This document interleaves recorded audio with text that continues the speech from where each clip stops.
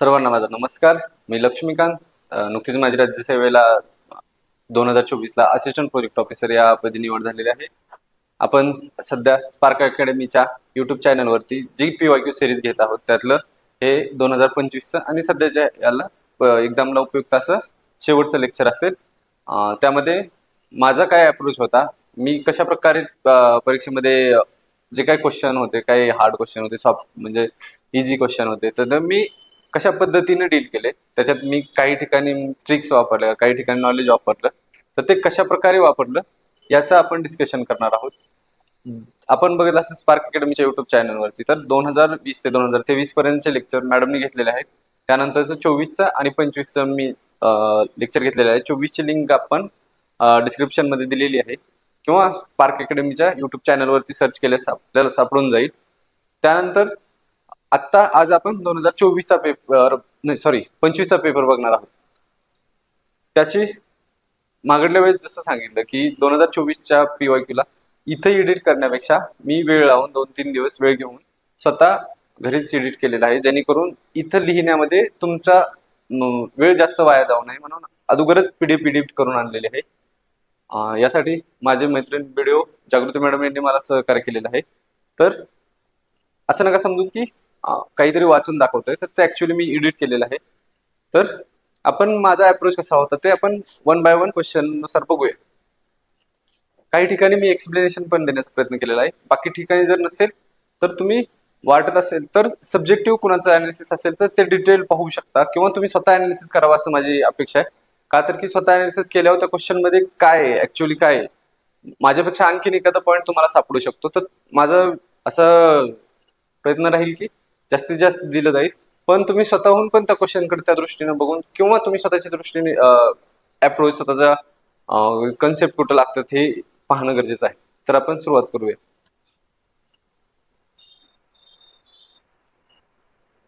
जसं की मी पेपर सोडवत असताना सुरुवातीला हिस्ट्रीचा क्वेश्चन आहे, त्यानंतर जिओग्राफी आहे, त्यानंतर इकॉनॉमिक्स आहे, पॉलिटी सायन्स आहे, असं. पण मी माझा क्रम या प्रकारे न ठेवता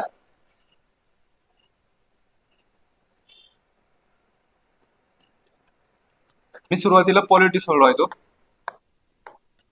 पॉलिटी नंतर जिओग्राफी, त्यानंतर इकॉनॉमिक्स, त्यानंतर हिस्ट्री, त्यानंतर सायन्स आणि शेवटी करंट अफेअर घ्यायचो. त्याचं कारण असं की सुरुवातीला जर हिस्ट्रीचा क्वेश्चन बघितला तर आपल्याला तो अचानक नवीन क्वेश्चन वाटतो किंवा तो कदाचित अवघड असतो, किंवा करंट पाहायला गेलं तर काही वेळेस ते खूप डिफिकल्ट असतं, काही वेळेस सोपं असतं. जर चुकले तर आपला पूर्णपणे मानसिकता जी असते पेपर सोडवायच्या वेळेस आपण जे पॉझिटिव्ह मानसिकतेने गेलेला असतो तो क्वेश्चनला हार्म करू शकतो, अख्ख्या पेपरला हार्म करू शकतो. त्यामुळे मी पॉलिटी घेतो, कारण की पॉलिटी तुम्हाला आउट ऑफ पर्यंत घेऊन जाऊ शकते. ऍटलिस्ट मॅक्झिमम तर 12-13 तरी क्वेश्चन बरोबर आणून देते. त्यांनी तुमचा पूर्णपणे पेपरकडे बघण्याचा दृष्टिकोन पॉझिटिव्ह होऊन जातो आणि हाच पॉझिटिव्ह दृष्टिकोन तुम्हाला तुमचा जास्तीत जास्त क्वेश्चन बरोबर आणण्यासाठी मदत करतो. तर माझा हा क्रम असायचा. तुम्ही तुमचा क्रम तुमच्या स्ट्रॉंग पॉईंट, कुणाचा जिओग्राफी स्ट्रॉंग पॉईंट असेल, कोणाचा इकॉनॉमिक स्ट्रॉंग पॉईंट असेल, तर कोणाची हिस्ट्री असेल, तर त्यांनी असा स्वतःचा एक अप्रोच, स्वतःची एक स्ट्रॅटेजी ठरवावी आणि त्यानुसारच राहावं असं माझं म्हणणं आहे. फक्त एवढंच की जे काही डिफिकल्ट वगैरे गोष्टी आहेत त्या एखादा सब्जेक्ट अवघड आला तर तो स्किप करून दुसरा सब्जेक्ट बघावा, का तर की त्यांनी मेंटॅलिटी खराब नाही होणार आणि तो सोडवून झाल्यानंतर जो डिफिकल्ट आलाय त्याच्याकडे जावं. त्याने जे काही आपल्याला अप्रोच सुरुवातीला वाचताना अवघड वाटलेले ते सुद्धा क्वेश्चन बरोबर यायला सुरुवात होते. तर आपण बघूया इथून एक एक क्वेश्चन.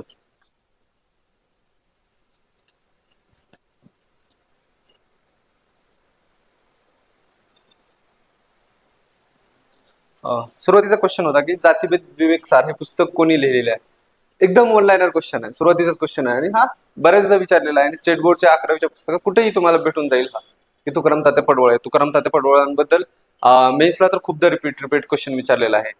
फक्त एवढंच की इथं कन्फ्युजन असं होतं की प्रकाशन महात्मा फुलेंनी केलंय. काही लोक म्हणजे जर वाचलं नाही तर फुलेंना टिक करू शकतात. त्याच्या पुढे असंच की आपल्याला माहिती आहे की विठ्ठलरामजी शिंदे त्यांची पुस्तकं पण माहीत असायला पाहिजे. भाऊराव पाटलांचं पण कार्य आपल्याला माहित पाहिजे. तुकाराम तात्या पडवळांनी तत्वविवेचक हा एक प्रिंटिंग प्रेस त्यावेळेस स्थापन केली होती. दुसरा क्वेश्चन आहे बघा की एकदम इझी इझी कॅटेगरीतला क्वेश्चन आहे. हा, ही जी एडिट केलेली PDF आहे ना ती तुम्हाला टेलिग्राम चॅनलवरती किंवा स्पार्क अकॅडमीच्या ऍप्लिकेशन वरती तुम्हाला अवेलेबल करून दिलेले आहे. लेक्चर पाहताना जर तुमच्या समोर पीडीएफ असेल तर तुम्हाला जास्त वेळ जास्त कार्य करता येईल, म्हणजे जास्त एफर्ट्स घ्यायची गरज लागणार नाही. फक्त तुम्ही तुमचं एडिशन काय असेल आणि तुम्हाला ज्या प्रकारे समजते त्या प्रकारे लिहून घ्या. हा दुसरा क्वेश्चन आहे बघा, की पंचशील तत्वे भारत आणि चीन या दोन देशांनी केलं त्यावेळेस भारताचे पंतप्रधान आणि चीनचे पंतप्रधान कोण होते? आता ऑप्शन देताना बघा, अ ब क अ क ड अ, म्हणजे चार तर पंतप्रधान नसणार आहेत ना, दोन दोन आहेत प्रत्येक. नेहरू, माओ सिंग, माओ, इंदिरा गांधी, माओ, नेहरू, सेन, नेहरू, चाओ एन लाय, हे चार चार तर नसणार आहेत ना, दोघच असणार आहेत कोणीतरी. आणि तो एकच ऑप्शन मध्ये, म्हणजे तुम्हाला माहित जरी नसला असता तरी तुम्ही एकच घेऊ शकले असते, पंडित नेहरू आणि चाओ एन लाय. हा स्वातंत्र्योत्तर भारताबद्दलचा जस्ट क्वेश्चन विचारलेला आहे, की बाबा पंचशील तत्वे आलेली होती त्यावेळेस भारत आणि चायनामध्ये पीस वाढवण्यासाठी त्याचे सुरुवात केली गेली होती. पुढचा क्वेश्चन आहे बघा, हा क्वेश्चन मध्ये बरेच जणांची चूक झालेली आहे. युवन मी सुद्धा चुकलेलो आहे. कारण की विधवा ओपन अनाचार हे पुस्तक यांनी लिहिले. मला सुरुवातीला वाटलं होतं की विष्णू शास्त्री पंडितांनी तरी असं काहीतरी त्यांनी हिंदीत वगैरे अनुवाद केलाय काय की, म्हणून मी तो विष्णू शास्त्री पंडित केला होता. पण ते बघा की ज्यावेळेस त्यांचं असं म्हणणं की ह्यांचं जे आहे ते विधवा विवाह पुस्तक आहे, पण त्यांनी इथं देताना विधवा सॉरी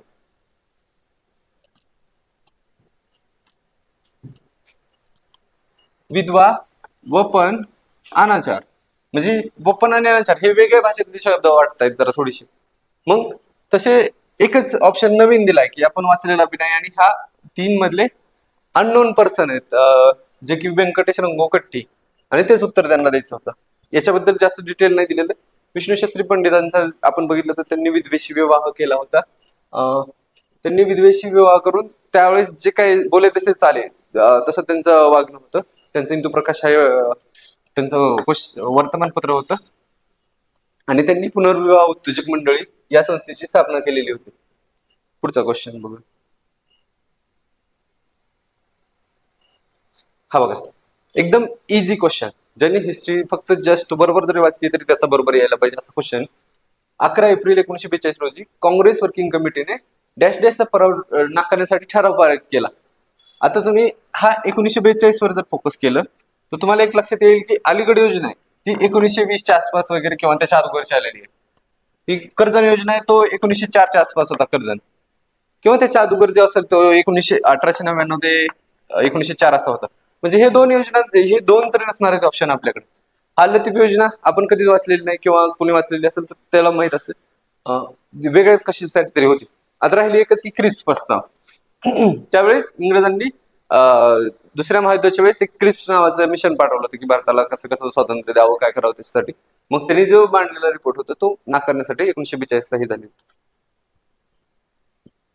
हा बघा, हा मागडल्याच वर्षी म्हणजे 2024लाच पीवायक्यू म्हणून आला होता. कसा आला होता तर की त्यांनी असं म्हणलं होतं की 1907ला काँग्रेस फुटली, हा आपला विजय आहे, असं काहीतरी क्वेश्चन होता बघा. तुम्ही जर बघितलं असेल मागच्या वेळेसचा क्वेश्चन तर. आता ह्याच्यात बघा, मवाळांना शांत करण्यासाठी आणि मुस्लिमांचे समर्थन ह्या एकाच शब्दावरती निघत होता. आणि दुसरा एक होता की इंडियन काउन्सिल ऍक्ट जो आहे ना 1909चा, हा कोणाद्वारे आला तर त्यावेळेस आपल्याला माहिती की मोर्ले मिंटो जो होते, ह्यातला मिंटो जो होता ना, मिंटो त्याला आपण हे म्हणतो बघा की जे काय जातीय भेदरचना करण्यासाठी जो कारणीभूत होता तो मिंटो होता. तर एक इझी क्वेश्चन मधला होता क्वेश्चन, तो फक्त बघायचा होता की ह्याच्यावर खूपदा पीओक्यू आलेला आहे, तो लास्ट इयरलाच बघितला होता. हा, मी पीओक्यू बघा बघा सारखं का सांगतो की कारण काय आहे की आयोगाने आतापर्यंत आपण बघितलं गेलं क्वेश्चन मध्ये 5 क्वेश्चन मध्ये 2 पीओक्यू होते. म्हणजे असे खूप पीओक्यू आहेत, 20 ते 22 पर्यंत पीओक्यू रिपीटेड दिसतात. आणि ते जर तुमचा चांगला हँड असेल तर तुम्ही 20-22 क्वेश्चनची कॉपी करून गेल्यासारखं होतं की ते तुमचा ऍक्च्युअल क्वेश्चन प्रेडिक्शन काय ते तुम्हाला त्याच्यातून जाणून देईल की पीओक्यू पाठ असतील तर. आता पुढचा क्वेश्चन आहे, हा जरा थोडा हार्ड कॅटेगरीतला होता. का तर की सुधारकांना आपले आई वडील, पत्नी, मुली, देशबांधव अशा सर्व निकटवर्ती यांचा विरोध करून जगण्याचा प्रवास करावा लागतो. हे वाक्य कधीच कोणी वाचलेलं नव्हतं. ते पण त्यांनी असं काय विचारलं होतं की ते कुठल्या पुस्तकात वगैरे, तर वामनराव कोल्हटकर हे समाजसुधारक डॅश डॅश या ठिकाणी कार्य करायचे. तर ते नागपूरला कार्य करायचे आणि ते मावळ कॅटेगरीतले होते. नागपूर हे विदर्भात येतं, हे मी चुकलेलो होतो. का तर की मी मराठवाडा केला होता. त्याचं कारण मी तुम्हाला सांगतो की आपण जर आतापर्यंत वरून क्वेश्चन जर बघत आले ना,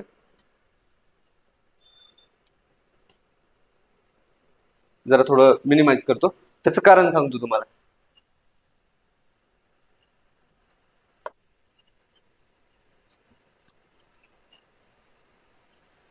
हे बघा, 3, 4, 5, 6 हे जर लाईनने क्वेश्चन उत्तर बघितले तर ह्याचं एक उत्तर आहे, ह्याचं पण एकच उत्तर आहे, 4चं पण, 5चं पण एक उत्तर आहे. 6ला आपण एक्झामच्या वेळेस हा विचार करू शकत नाही की अरे एक नंबरचं उत्तर असू शकतं का, तर की आपल्याला डाऊट येतो की असं असं त्यांनी फ्रेम केलं असू शकतं का, की बाबा 4 वेळेस लगेच एक उत्तर आहे. इथं आपण कन्फ्युज होतो आणि ते आपण घेण्यासाठी धजत नाही कधीच की बाबा आता विदर्भ जरी माहित असलं तरी आपण विचार करतो मग ह्यातलं बरंच कुठलं चुकलेलं आहे का, पण ते ऍक्च्युली बरोबर असतं आपल्याला माहित असते. मग त्यावेळेस आपल्याला थोडा जरी आतून सेन्स आला तरी आपण तो घेत नाही. म्हणून हा एक तुम्ही लक्षात ठेवा की असं काहीच प्रिडिक्शन नाही ठेवायचं मनात की बाबा एकच सगळीकडे ऑप्शन असतील, तर आयोगाने काय काय वेळेस 7, 7, 8, 8 क्वेश्चनची उत्तर सलग दिलेली आहेत. त्यामुळं त्याच्यावर जास्त न जाता आपापल्या क्वेश्चन वरती जास्त आपल्या आपल्या अभ्यासावरती जास्त फोकस करून आपल्या अप्रोच वरती फर्म राहू. नेक्स्ट क्वेश्चन बघा. पुढील राजे व त्यांचे राजघराणे यांच्या जोड्या जोड्या विचारलेले आहेत.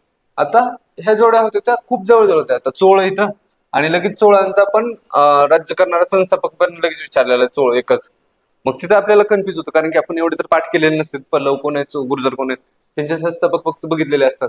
आता इथं एक होतं की हा 2019ला विजयालयाबद्दल क्वेश्चन विचारलेला होता की त्यांनी चोळ साम्राज्याची स्थापना केली. तर ते एका ह्याच्यावरती होतं ना, आपल्याला क ला 3 हा एकाच ठिकाणी ऑप्शन होता. म्हणजे आयोग बघा की तुमची काळजी घेतोय, 2019ला त्याच्यावरती क्वेश्चन देतोय आणि तो एकाच ऑप्शन मध्ये देतोय की हा तुम्ही बघा आणि उत्तर द्या लगेच. म्हणजे तुमची काळजी आयोगाला, तुम्ही फक्त स्वतः काळजी करून पीओक्यू बघितले पाहिजे चांगले चांगले आणि त्याच्यानुसार तुमचा अप्रोच केला पाहिजे. मी म्हणेल की हिस्ट्रीचं तर तुम्ही शेवटच्या 2 दिवसात जर आतापर्यंत स्टडी केला असेल तर ऍटलिस्ट पीओक्यू बघा प्राचीनचे वगैरे, त्याच्यापेक्षा जास्त काय करू नका. हा क्वेश्चन होता तो त्याच्या अगोदरच मी तो PS2 मूवी आलेला होता त्याच्यात पाहिलेलं होतं की त्याच्याबद्दल विजय आणि आदित्यबद्दल स्टोरी दिलेली आहे. पुढचा क्वेश्चन, कृष्णदेवराय हा पण पीओक्यू 2018चा, तो 19चा होता, हा 18चा आहे. आतापर्यंत बघितले 4 पीओक्यू आलेत. कितवा क्वेश्चन आहे? 8वा क्वेश्चन आहे. तर तुम्हीच ठरवा की आता पीओक्यू करायची का नाही. पुढचा आहे कृष्णदेवराय, याच्याशी संबंधित योग्य विधान कोणती विचारलेत. त्याच्याबद्दल काय विचारलं माहिती का, त्यांनी हा आंध्रभोज वगैरे त्याच्याबद्दल विचारलं होतं, त्याचे असं डिस्क्रिप्शन दिलेलं होतं. आणि बाकी इथं पण सोडवता ना, बाकी गोष्टी तुम्हाला माहित नसायला पाहिजे होत्या कारण की हा तो कवी कुठल्या कोणाच्या दरबारात होता, तो त्याला ऑप्शन पण नव्हता तसा की बाबा इथं क आणि आपण माहित नसलं तर आपण मॅक्झिमम कडे जातो. तसा जर PYQ होता तो माहित पाहिजे होतं की आंध्र प्रदेशमध्ये विजयनगर साम्राज्य होतं त्यावेळेस वगैरे, आंध्र प्रदेश एरियामध्ये. तर ते एकदम बरोबर होते दोन्ही वाक्य. आता जर हे दोन्ही वाक्य बरोबर घेतले अ आणि ब, तर आपल्याला एक ऑप्शन राहतो. आता हा पेद्दना हा महान तेलुगू तुम्हाला माहिती आहे का, तो होता का नव्हता, तो कोणता पेद्दना का काहीतरी, तो त्याच्यातच होता का, तेलुगू होता का काय माहिती, आता माहितच नाही. तेलुगू आंध्र प्रदेश म्हणते आणि तेलुगू कसं काय त्यामुळे असायला पाहिजे का, असं आपण उगाच विचार करतो. तर ते न विचार करता त्याला घेऊन जायचं. आता तिसरा ऑप्शन पण नाहीत की आता तुम्ही म्हणसाल की हा घ्यायचा का हा घ्यायचा, पण आपल्याला माहिती की विजयनगर साम्राज्याचं स्वतः घेतलंच पाहिजे. मग हा ऑप्शन कटेल नाहीये म्हटल्यानंतर दोन्ही ऑप्शन कटतील आणि मग एक्स्ट्रा घ्यायचं म्हणून हा हा हा कृष्णदेवरायचा पण जर पीओक्यू करत असताना जर थोडंसं बघितलं असेल तर त्याचा तुलवा हा म्हणजे राजघराणं होतं. लक्षात ठेवा कदाचित जोड्या जावायला आला परत तर. आता नेक्स्ट होता की हा होता की आपण सगळेजण वाचतो सगळ्या समाजाबद्दल हे जे 4 समाज दिले त्याचे आपण डिटेल अभ्यास केला गेलेला पाहिजे आणि केलेलाच असतो. त्याच्यात एक जस्ट होतं की व्यक्तीला ख्रिश्चनांनी बनवलेला पाव व मुस्लिमांच्या हातातील पाणी बंधनकारक होतं की लिबरल किंवा एक धर्मनिरपेक्ष अशी संस्था म्हणून उदयास आलेली प्रार्थना समाज होती. तिचं असे म्हणजे तिचे उद्देशच असे ब्रॉड असायचे की त्याच्यातून बरेच समाजसुधारक पण सगळेच बऱ्यापैकी समाजसुधारक प्रार्थना समाजाला फॉलो करायचे. हे आपण बघितल्यावर आपल्याला उत्तर येतं. आर्य समाज जास्त हिंदू समाजाकडे जास्त ही होता. सत्यशोधक समाज हा डिप्रेस्ड लोकांसाठी कार्य करायचा आणि ब्राह्मण समाजाचं आपल्याला माहिती की तो बंगालच्या एरियामध्ये त्याच कार्य चालायचं.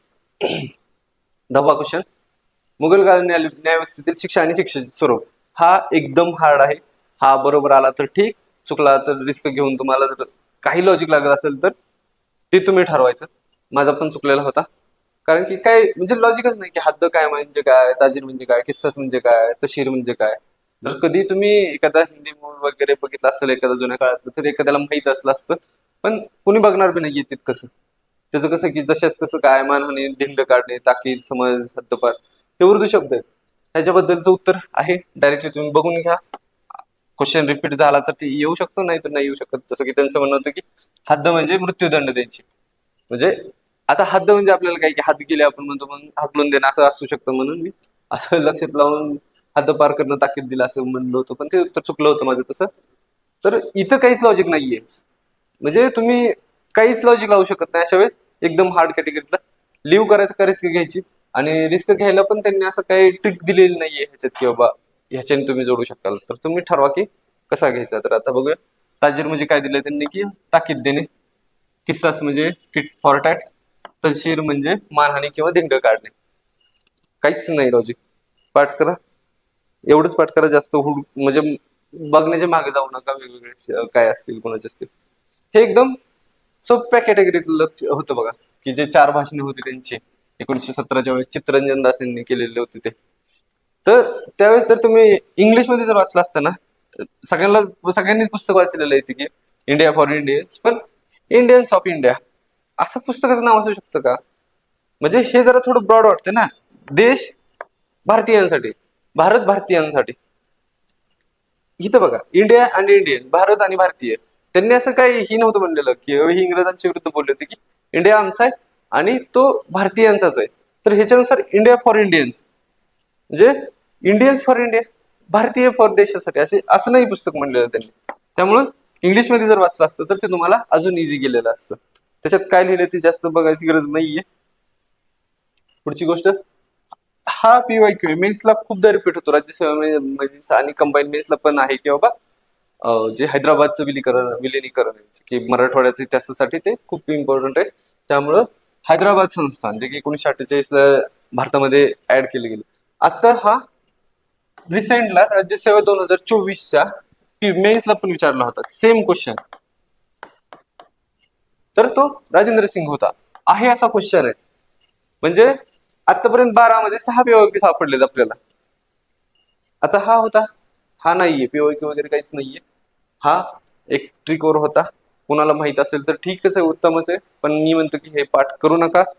करण्यासाठी खूप एनर्जी लागेल आणि त्याच्यातून येणारा आउटपुट म्हणजे डोंगर पोखरून उंदीर काढण्यासारखं होऊन जाईल.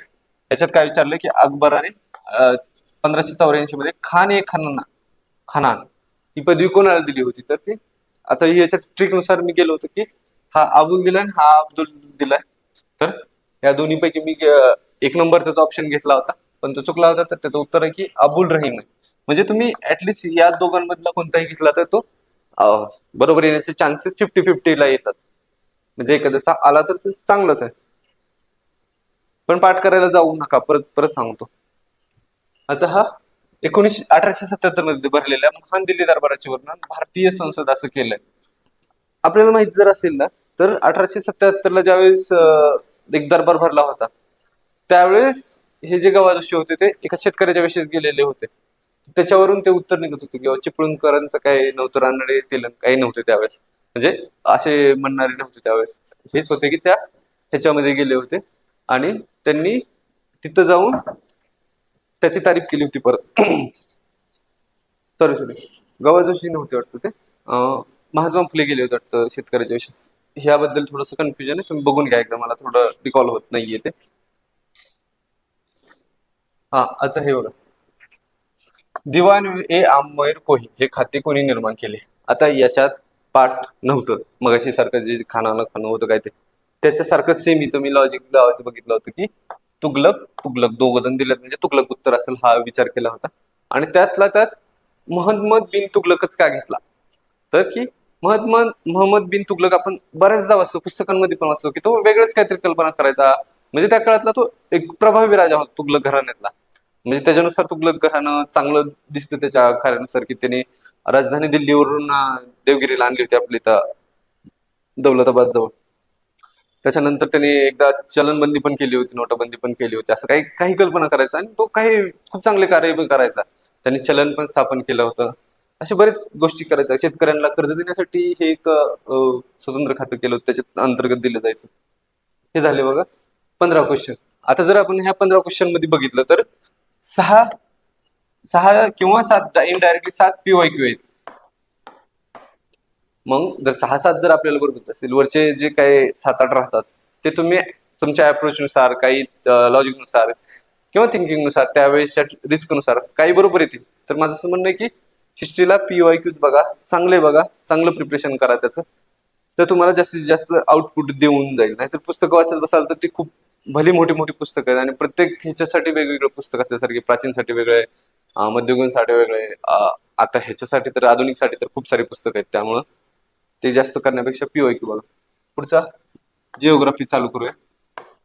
आता जिओग्राफी तर पूर्णतः PYQ वर डिपेंड असल्यासारखा दिलेला आहे त्यांनी, पूर्णतः. एक एक क्वेश्चन सांगतो तुम्हाला. हे कर्कवृत्त बद्दल आहे असा ऑप्शनचा एक क्वेश्चन दिला होता एका कंबाईनच्या किंवा एका ग्रुप सीच्या प्रिलिम्स मेन्स मध्ये. याच्यात एक होतं कर्कवृत्त महाराष्ट्रातून जात नाही, हे आपल्याला माहित होतं, म्हणून 2 ऑप्शन डायरेक्टली कट होतात. 1-2 गेला, 3 गेला. आता राहिले की 1 आणि 4. तर गुजरात, मध्य प्रदेश, त्रिपुरा, मिझोराम हे आपल्याला माहिती की त्याच भागातून जातं. बिहारकडे वरती जात नाही, बिहार वरती राहतं, खालच्या साईडनं जातं ते. मध्य प्रदेशातून गेलं की झारखंड वगैरे तसं, ओरिसा. ते बघून घ्या एकदा. हा क्वेश्चन पण आहे असं PYQ ला विचारलेला आहे आणि परत परत रिपीट होतोय. याच्यात पण एकच होतं की तुम्हाला 1986 ला जे की जीवावरून राखीव क्षेत्र ची जी सुरुवात झाली 1986 ला, त्यावेळेस सुरुवातीला निलगिरी दिलं होतं. तर हे निलगिरी जरी एकच माहित असलं असतं ना, 1 ला 4, तरी अख्खा उत्तर येत होतं तुम्हाला. बाकीचे इयर जरी माहित नसले असते. आणि हा खूपदा PYQ ला विचारलाय की सुरुवातीचं कोणतं आहे, कधी स्थापन झाली. तर हे वाटलंच तर पाठ करा. पुढचं शेवटचं पन्ना होतं, म्हणजे आता वाढलं असेल पण ते बघून घ्या तुम्ही एकदा. एकदम इझी कॅटेगरीचा क्वेश्चन आहे. याच्यासोबत तुम्हाला ते NCERT मधलं एक PDF दिलेली आहे किंवा ह्याच्यात बी बघा आहे असं दिलं की निलगिरी हा 1986 ला स्थापन केला, कुठल्या भागात आहे किंवा काय आहे.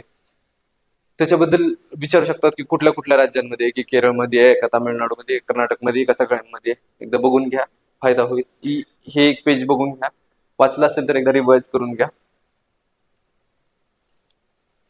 हा, हे आहे ते संगम स्थळांबद्दल क्वेश्चन. पुढचा संगम स्थळ आपण ज्यावेळेस अभ्यास करत असतो त्यावेळेस बी आपण वाचतो, पण इथं तापी पांजरा आणि ही नावं पण माहित नव्हती. त्यातलं एक नाव माहित होतं की तुळापूर, आपल्याला की माहिती की संभाजी महाराजांची समाधी, त्याच्यामुळं ते पुण्याच्या साईडलाच आहे. भीमा पुण्याच्या साईडला कोणत्या नद्या आहेत मग, भीमा आणि इंद्रायणी ह्या 2च नद्या आहेत. म्हणजे ड ला 3 असणारा एकच ऑप्शन आहे इथं 2 नंबरचा. म्हणजे एवढं इझी, आयोगाने एवढं इझी दिली आहे की बाबा तुम्हाला जास्तीत जास्त मार्क घ्या असं सांगताय. आणि इझी करून देते की तुम्हाला टेन्शन येऊ देत नाही की अरे मी काय वाचलंय आणि काय उत्तर बरोबर आलंय. तर हे झालं. आता त्याच्यासोबतच बघून घ्या की ला 2 दिलं त्यांनी, की प्रकाश जे आहे ते तापी गोमती, जे प्रकाश आहे बघा की त्या ठिकाणी नंदुरबार असा होतो, त्यावेळेस इथून गोमती येते आणि इकडून तापी येते. या इथं बरोबर बाउंड्रीला प्रकाश एक शहर आहे. मुळावद आहे ते तापी पांजरा जरा खालच्या साईडला आहे, इकडे थोडस तापी पांजरा, मुळावद. आणि हे माहुली, कृष्णा, वेण्णा आपल्याला माहिती की साताराच्या वरच्या साईडला इथं कृष्णा अशी जाते, वेण्णा इकडून येते. त्या वेण्णावरती बी खूपदा क्वेश्चन विचारला की ते लेफ्ट आहे का राईट आहे ते बघून घ्या. एखाद्या वेळेस चुकलं असू शकतं, तुम्ही बघून घ्या एकदा. हा, हा क्वेश्चन अचानक आलेला, रिपीटेड वगैरे काय नाहीये, फक्त एवढंच की तुमचे अंडरस्टँडिंग लेवल किती ते चेक करण्यासाठी होतं. की त्यांनी काय विचारलं होतं की कोणत्या केंद्रशासित प्रदेशामध्ये अनुसूचित जमातींची लोकसंख्येची टक्केवारी सर्वाधिक आहे. टक्केवारी विचारली, पर्सेंटेज विचारलंय, ना की लोकसंख्या विचारली, पर्सेंटेज. आता जर आपण बघितलं की दिल्लीत तर ST असणार आहेत का एवढी भली मोठी लोकसंख्या आहे, त्यात पर्सेंटेज किती निघाल, पॉईंट मध्ये काहीतरी थोडंसं निघाल. चंदीगडमध्ये तर थोडेच आहेत, असं म्हटलं की ST नाहीयेच आहे पंजाब हरियाणामध्ये, असं नाहीच्या बरोबरच आहे. मग चंदीगड तर हरियाणा जवळ आहे, नसणारच आहे. इथं आहे दादरा नगर हवेलीला. पण आपण जर बघितलं ना, दादरा नगर हवेली गुजरात आणि महाराष्ट्राच्या बाउंड्रीवर आहे, कदाचित तिथं लोकसंख्या इतर पण जास्त असणार आहे. त्यामुळं हा तो एक ऑप्शन की लक्षद्वीप जर बघितलं तर आपण बघतो की त्या ठिकाणी पूर्णतः जंगल एरिया आणि तिथं जास्त कनेक्टिव्हिटी नसल्यामुळे ते ST कम्युनिटीज दिलेली आहे जी काय आहे तिथली. हा एक अप्रोच बेस्ड होता, तुम्ही फक्त टक्केवारीकडे लक्ष देणं गरजेचं आहे. नेक्स्ट क्वेश्चन आहे, हा थोडासा पाठांतराचा भाग होता आणि चुकण्यासाठी वाव देणारा होता की एकदमच आपण बघत नाही की बाबा भारतीय जन्म राजस्थान राज्याचा साक्षरता दर सर्वात कमी आहे, पण आपण ते कधी वाचतच नाही की राजस्थानचं कमी आहे. माहिती आपल्याला तिथं चाइल्ड मॅरेज होतात त्याच्यामुळं वगैरे, हिंसाचाराला किंवा हुंडा वगैरे बऱ्याच गोष्टी आहेत तिथं, तर ते आहे. पण किती आहे हे वाचलेलं नव्हतं आणि जवळजवळ ऑप्शन दिले 66.11, 65.39, 61.8. म्हणजे तुम्हाला चान्सच नाहीये. मग तुम्ही ठरवायचं कुठलं उत्तर द्यायचं. मी 61.8 लिहिला होता का तर जरा थोडा वाटला की बाबा एकदमच 55 पॉईंट नसणार आहे, 60च्या आसपास असेल म्हणून. पण ऍक्च्युली उत्तर होतं की 66.11. आता पाठ करू शकता तुम्ही. नेक्स्ट क्वेश्चन आहे 21वा. याच्यात चुकीचं हे विचारलं होतं आयोगाने एकदम साध्या लेवलला, ज्यांनी बेसिक जरी अभ्यास केलाय, ज्याला थोडासा जरी मॅप माहित असेल तर त्याचं उत्तर बरोबर येईल असा हा क्वेश्चन आहे. की बघा, उत्तरेकडील टोक लडाख मधील दप्तर आहे, बरोबर आहे, वरच्या साईडला जे दप्तर आहे ते. तामिळनाडूचे टोक कन्याकुमारीला आहे, ठीक आहे. आता राहिले की दोनच. त्यातलं पश्चिमेकडील टोक गुजरातमधील गुहार होतं, वाचलेलं असतं, पाठ केलेलं असतं. त्याच्यापेक्षा जास्त की जे काय पूर्वेकडले टोक आहे, आपण जर हा नॉर्थ ईस्टचा जर भाग बघितला, आपल्याला माहिती आहे ना इकडं जे काही छोटे छोटे इकडं अरुणाचल प्रदेश, नागालँड, मिझोराम, मेघालय, मिझोराम हे भाग आहेत ना, की आसाम आहे. आसाम इथूनच संपतो असा एकदम इझी मग करून दिला होता की बी तू बरोबर असेल, पण आसाम नव्हतं. एकदम इझी करून दिलेला होता हा आयोगाने क्वेश्चन. फक्त व्यवस्थित शांतपणे वाचायचं. आता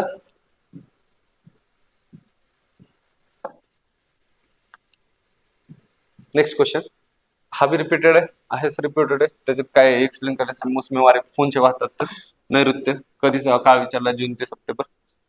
म्हणजे ज्यावेळेस सप्टेंबर ते पुढचा काळ डिसेंबर म्हणलं तर ते ईशान्य आलं असतं. पण साधा साधा क्वेश्चन आहे, आपल्याला माहित असतो. इव्हन मान्सून कोणीकडे येतो तेवढं जरी माहित असलं तरी बस होतं. हा क्वेश्चन माहिती आहे आपल्याला की तापमानाचे तापमान सामान्यतः वाढत्या उंची बरोबर कमी होते, बरोबर. जसं जसं बरोबर जाईल तसं तसं जमिनीपासून जास्त जास्त वर जाईल तसं तसं तापमान कमी कमी होत जातं. ते विषुववृत्तावर किती किलोमीटरला किती कमी होतं, ध्रुवावर किती किलोमीटरला किती कमी होतं, ते तुम्ही एकदा बघून घ्या. एखाद्या वेळेस क्वेश्चन येऊ शकतं. हा हा हा वाक्य म्हणजे PYQ ला होतं. त्यांनी कसं म्हटलं होतं की सूर्याकडून येणाऱ्या लहरी, त्या लघु लहरी तिथं आणि जाताना त्या दीर्घ लहरी तिथं, त्या दीर्घ लहरी ज्या आहेत ना त्या तापमानामध्ये शोषून घेतले जाते, त्याच्यामुळे उष्णता वहन तापमान तापवले जाते. म्हणजे हा पण PYQ काही नवीन नव्हता. बऱ्याच जणांना असं वाटलं की अरे हे बरोबर आहे का नाही. आणि दुसरी गोष्ट त्यांनी देताना काय म्हणलंय की दोन्ही विधाने बरोबर आहेत. इथं बरोबर आहे, पण इथं म्हणलंय स्पष्टीकरण नाही. स्पष्टीकरण आहे, आहे ना स्पष्टीकरण. का?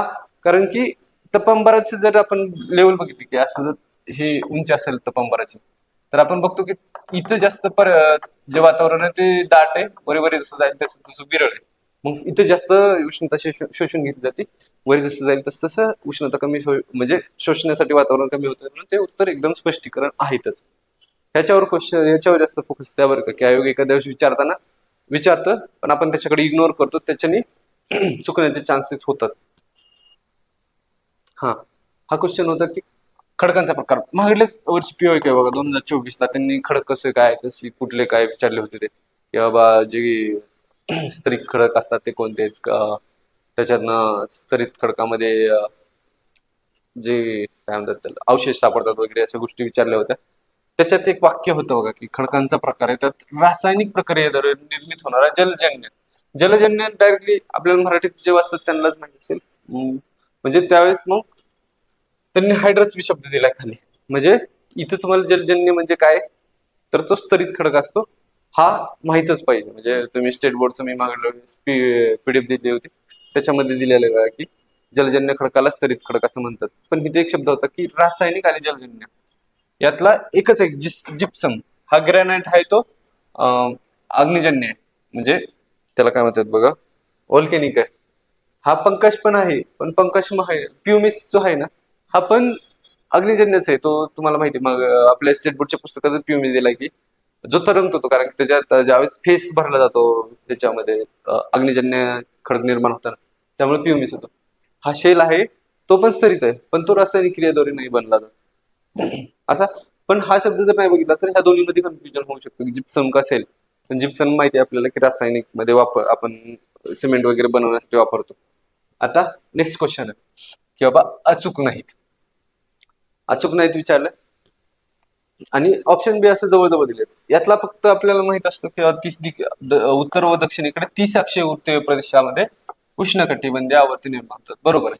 की बाबा विषुववृत्त ते वरती 30 डिग्री आणि विषुववृत्त ते खाली 30 डिग्री. आपल्या भारतामध्ये बी जे आवर्ती तयार होतात ते उष्णकटिबंधीय आवर्तीच आहेत. याच्यावरून आपण लक्ष ठेवायचं की हे वाक्य बरोबर आहे. त्यांचं काय म्हणणं होतं की हा जो व्यास आहे ना, म्हणजे हा व्यास 300 ते 1,500 किलोमीटर इतका दूर नसतो. म्हणजे आपण बघतो की आपण म्हणतो की चक्रीवादळ पश्चिम बंगालच्या साईडला धडकलं किंवा चक्रीवादळ आपल्या गुजरातला धडकलं, त्यावेळेस असं आपल्याकडे जास्त इफेक्ट पडतो असं नाही होत ज्यावेळेस पश्चिम बंगाल वगैरे होतं. आणि पश्चिम बंगाल काय असं जास्त म्हणजे लांब नाही, किंवा ओडिसाचा किनारा जर बघितला तर तो 1,500 ते 2,000 किलोमीटर आहे. तर मग तसं जर असलं असतं, अधिक असलं असतं, तर मग चक्रीवादळाचा तो तडाखा आपल्याकडे पण बसला असता. म्हणून ते नाहीये. हे जे आहे ते म्हणजे व्यास जो जास्त असतो, तर आपण समशीतोष्ण कटिबंधातली जी वादळ असतात ना, त्याचा व्यास प्रचंड मोठा असतो असं म्हटलेलं आहे. त्याच्यामुळे तो चुकीचं वाक्य आहे. का तर की उष्ण कटिबंधीय नाहीये इथं, हे समशीतोष्ण असायला पाहिजे होतं.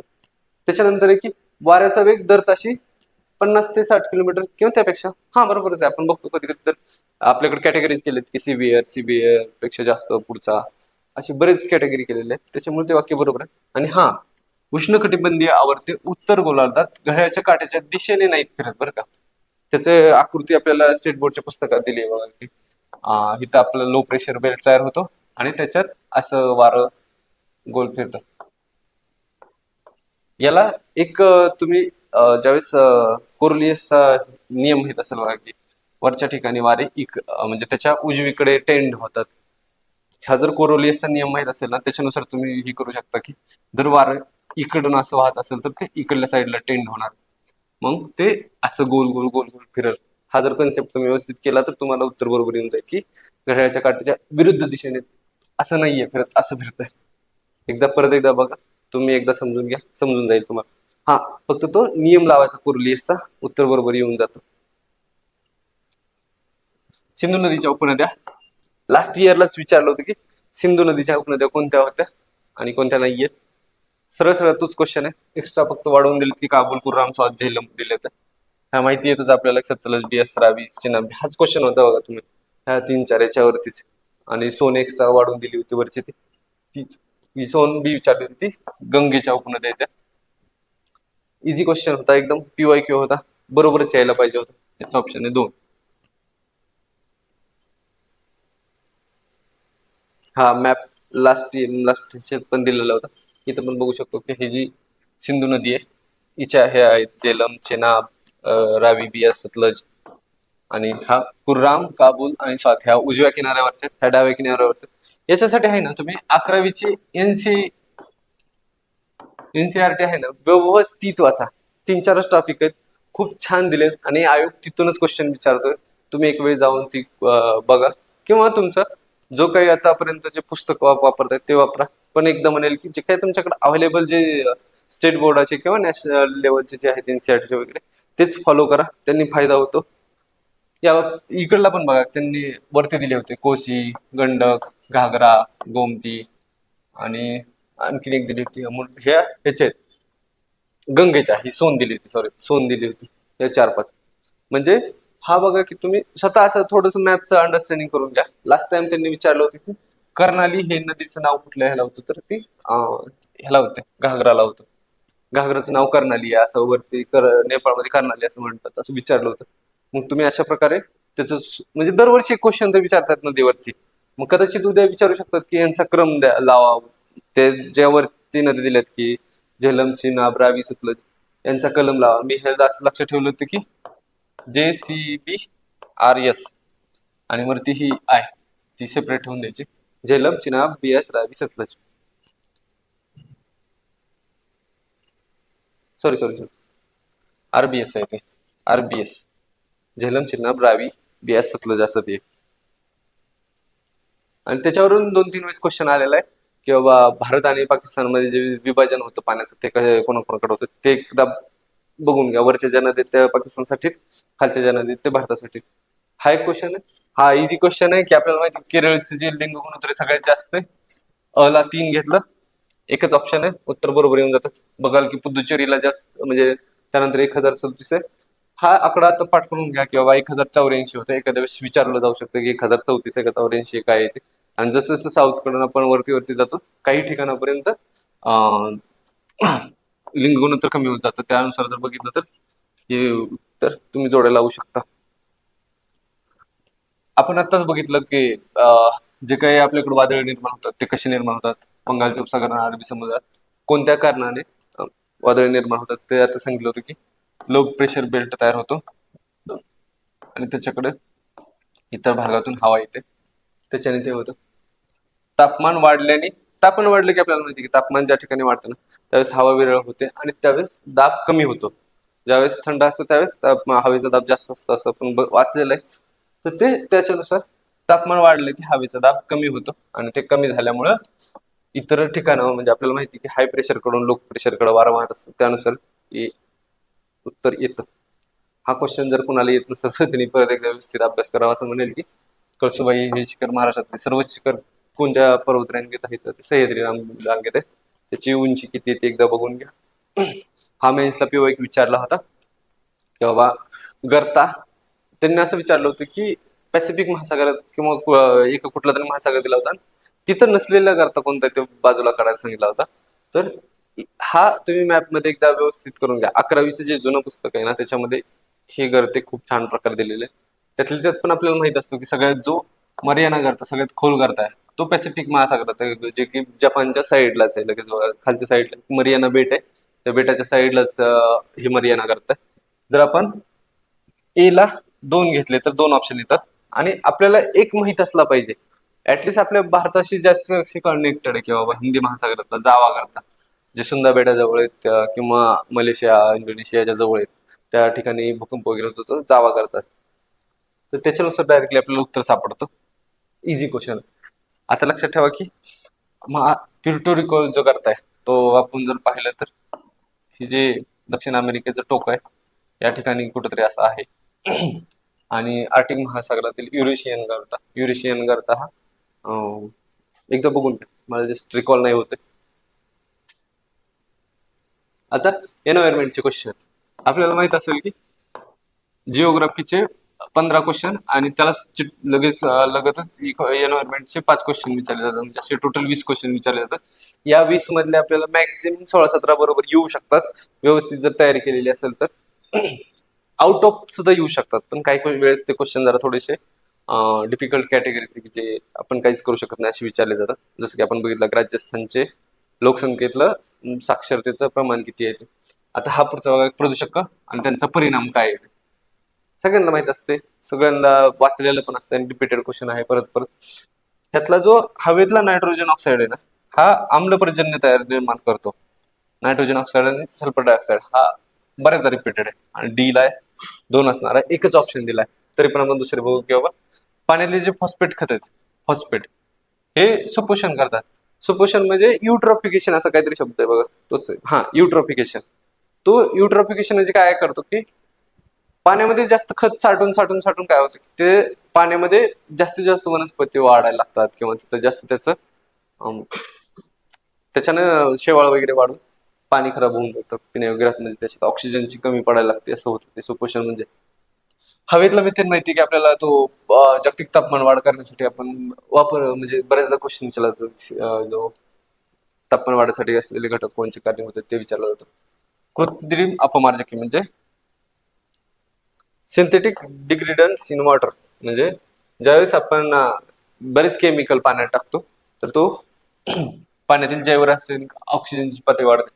हा इंग्लिशमध्ये वाचण्याची गरज आहे बघा की बायोकेमिकल ऑक्सिजन डिमांड याचा अर्थ काय असतो माहिती का. ह्याच्यावर पण क्वेश्चन खूपदा विचारला बरं का की biochemical oxygen demand level increase होतं. त्याच्या अगोदर आपण हे बीओडी काय आहे, बीओडी अशी कन्सेप्ट येते बघा. ही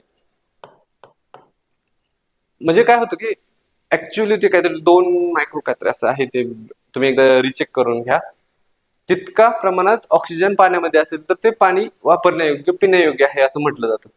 आणि तो ऑक्सिजन डिमांड वाढते म्हणजे पाण्यातलं ऑक्सिजनची लेवल कमी झाली म्हणून त्याची डिमांड वाढते, तिथं आवश्यक आहे तितकं पाणी. हा असा कन्सेप्ट आहे बायोलॉजिकल ऑक्सिजन डिमांड. आणि ते ज्यावेळेस जे काय केमिकल वगैरे जातात ते ऑक्सिडेशन करतात वगैरे रिॲक्शन होऊन ऑक्सिजन कमी होतं असं त्याचा अर्थ होतो. हा एकदम हार्ड कॅटेगरीतला क्वेश्चन आहे. हा बरोबर यावा अशी अपेक्षा नाही, तरी पण तुम्ही रिस्क घ्यायची असेल तर घेऊ शकता.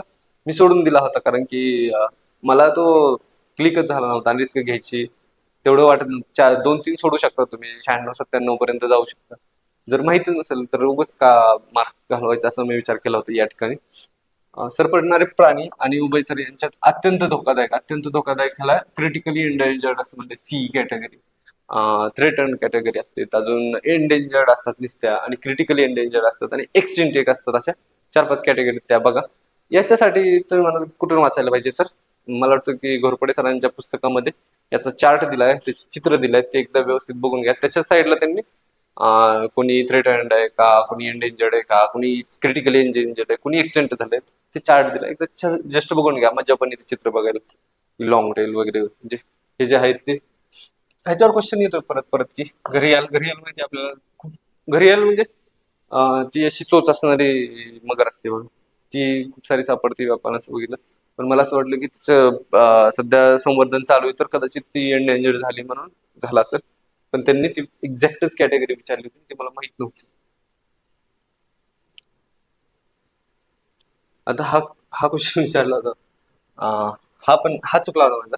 कारण की मला असं वाटलं होतं की त्याची EIA आहे काहीतरी, एन्व्हायरमेंटल इम्पॅक्ट असेसमेंट अशी एक कन्सेप्ट आहे.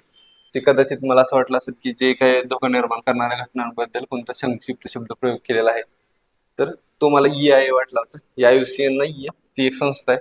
EPA काय माहित नाही कशाशी रिलेटेड आहे. माझं ह्या दोन मध्ये कन्फ्युजन झालं होतं. पण मी असं गेलो होतो की हा मेन्सला आहे, पण ऍक्च्युली हे उत्तर आहे. मी कदाचित त्या ठिकाणी असा विचार करायला पाहिजे होता की हा असा का दिला असेल शब्द हिप्पो वेगळाच, तर का थिंकिंग केली असेल असे. तर त्याच्यानुसार जर तो ऑड मॅन आउट म्हणून जर घेतला असताना तरी तो उत्तर बरोबर आला असतं. तर हिप्पो काय आहे ते बघूया एकदा आपण. ते त्याचं खूप छान चित्र दिलं बघा, त्यांच्या ते जे हिप्पो जे तयार केलं ना, ते खूप छान मला आवडलं की ते हिप्पो. ते काय होतं की नो नो नो, अशा टाईपचा हिप्पो नाहीये. ते ऍक्च्युली असं आहे की बाबा हॅबिटेट डिस्ट्रक्शन आहे. म्हणजे हे बघून घ्या, काय एखाद्या वेळेस विचारू शकतात की ह्या हिप्पो संस्था काय काय करते किंवा काय आहे त्या रिपोर्टमध्ये. जे इनव्हेजिव्ह प्रेसिएज किंवा इंट्रोड्युस्ड प्रेसिएज म्हणजे की तुम्ही तयार केलेल्या ज्या गोष्टी आहेत आपल्या लॅबोरेटरीमध्ये, त्या पण पर्यावरणासाठी घातक ठरत आहेत. पोल्युशन आहे, पोल्युशन बी घातक ठरते माहिती आहे. पॉप्युलेशन ग्रोथ आणि एक्सप्लोजन म्हणजे अचानक जी पॉप्युलेशन वाढली त्याने अचानक ताण वाढला पर्यावरणावरती, याच्याबद्दल त्यांनी लिहिलंय.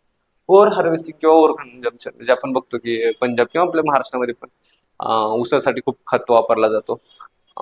त्याच्याने ओव्हर हार्वेस्टिंग करण्याच्या याच्यामुळं ओव्हर कन्झम्पशन होतं, आणि त्याच्यामुळे पण पर्यावरणाचं खूप सारं नुकसान होतं. Next question. हा एकदम सोपा क्वेश्चन होता. पुनर्वर नवीकरणीय कोणते कोणते. दगडी कोळसा नाहीये, खनिज तेल नाहीये. पुनर्नवीकरण म्हणजे तो कधी संपणार नाहीये किंवा तो जास्त काही हानी करणार नाहीये म्हणजे आपल्या निसर्गाची, पर्यावरणाची. तर ते पुनर्नवीकरण.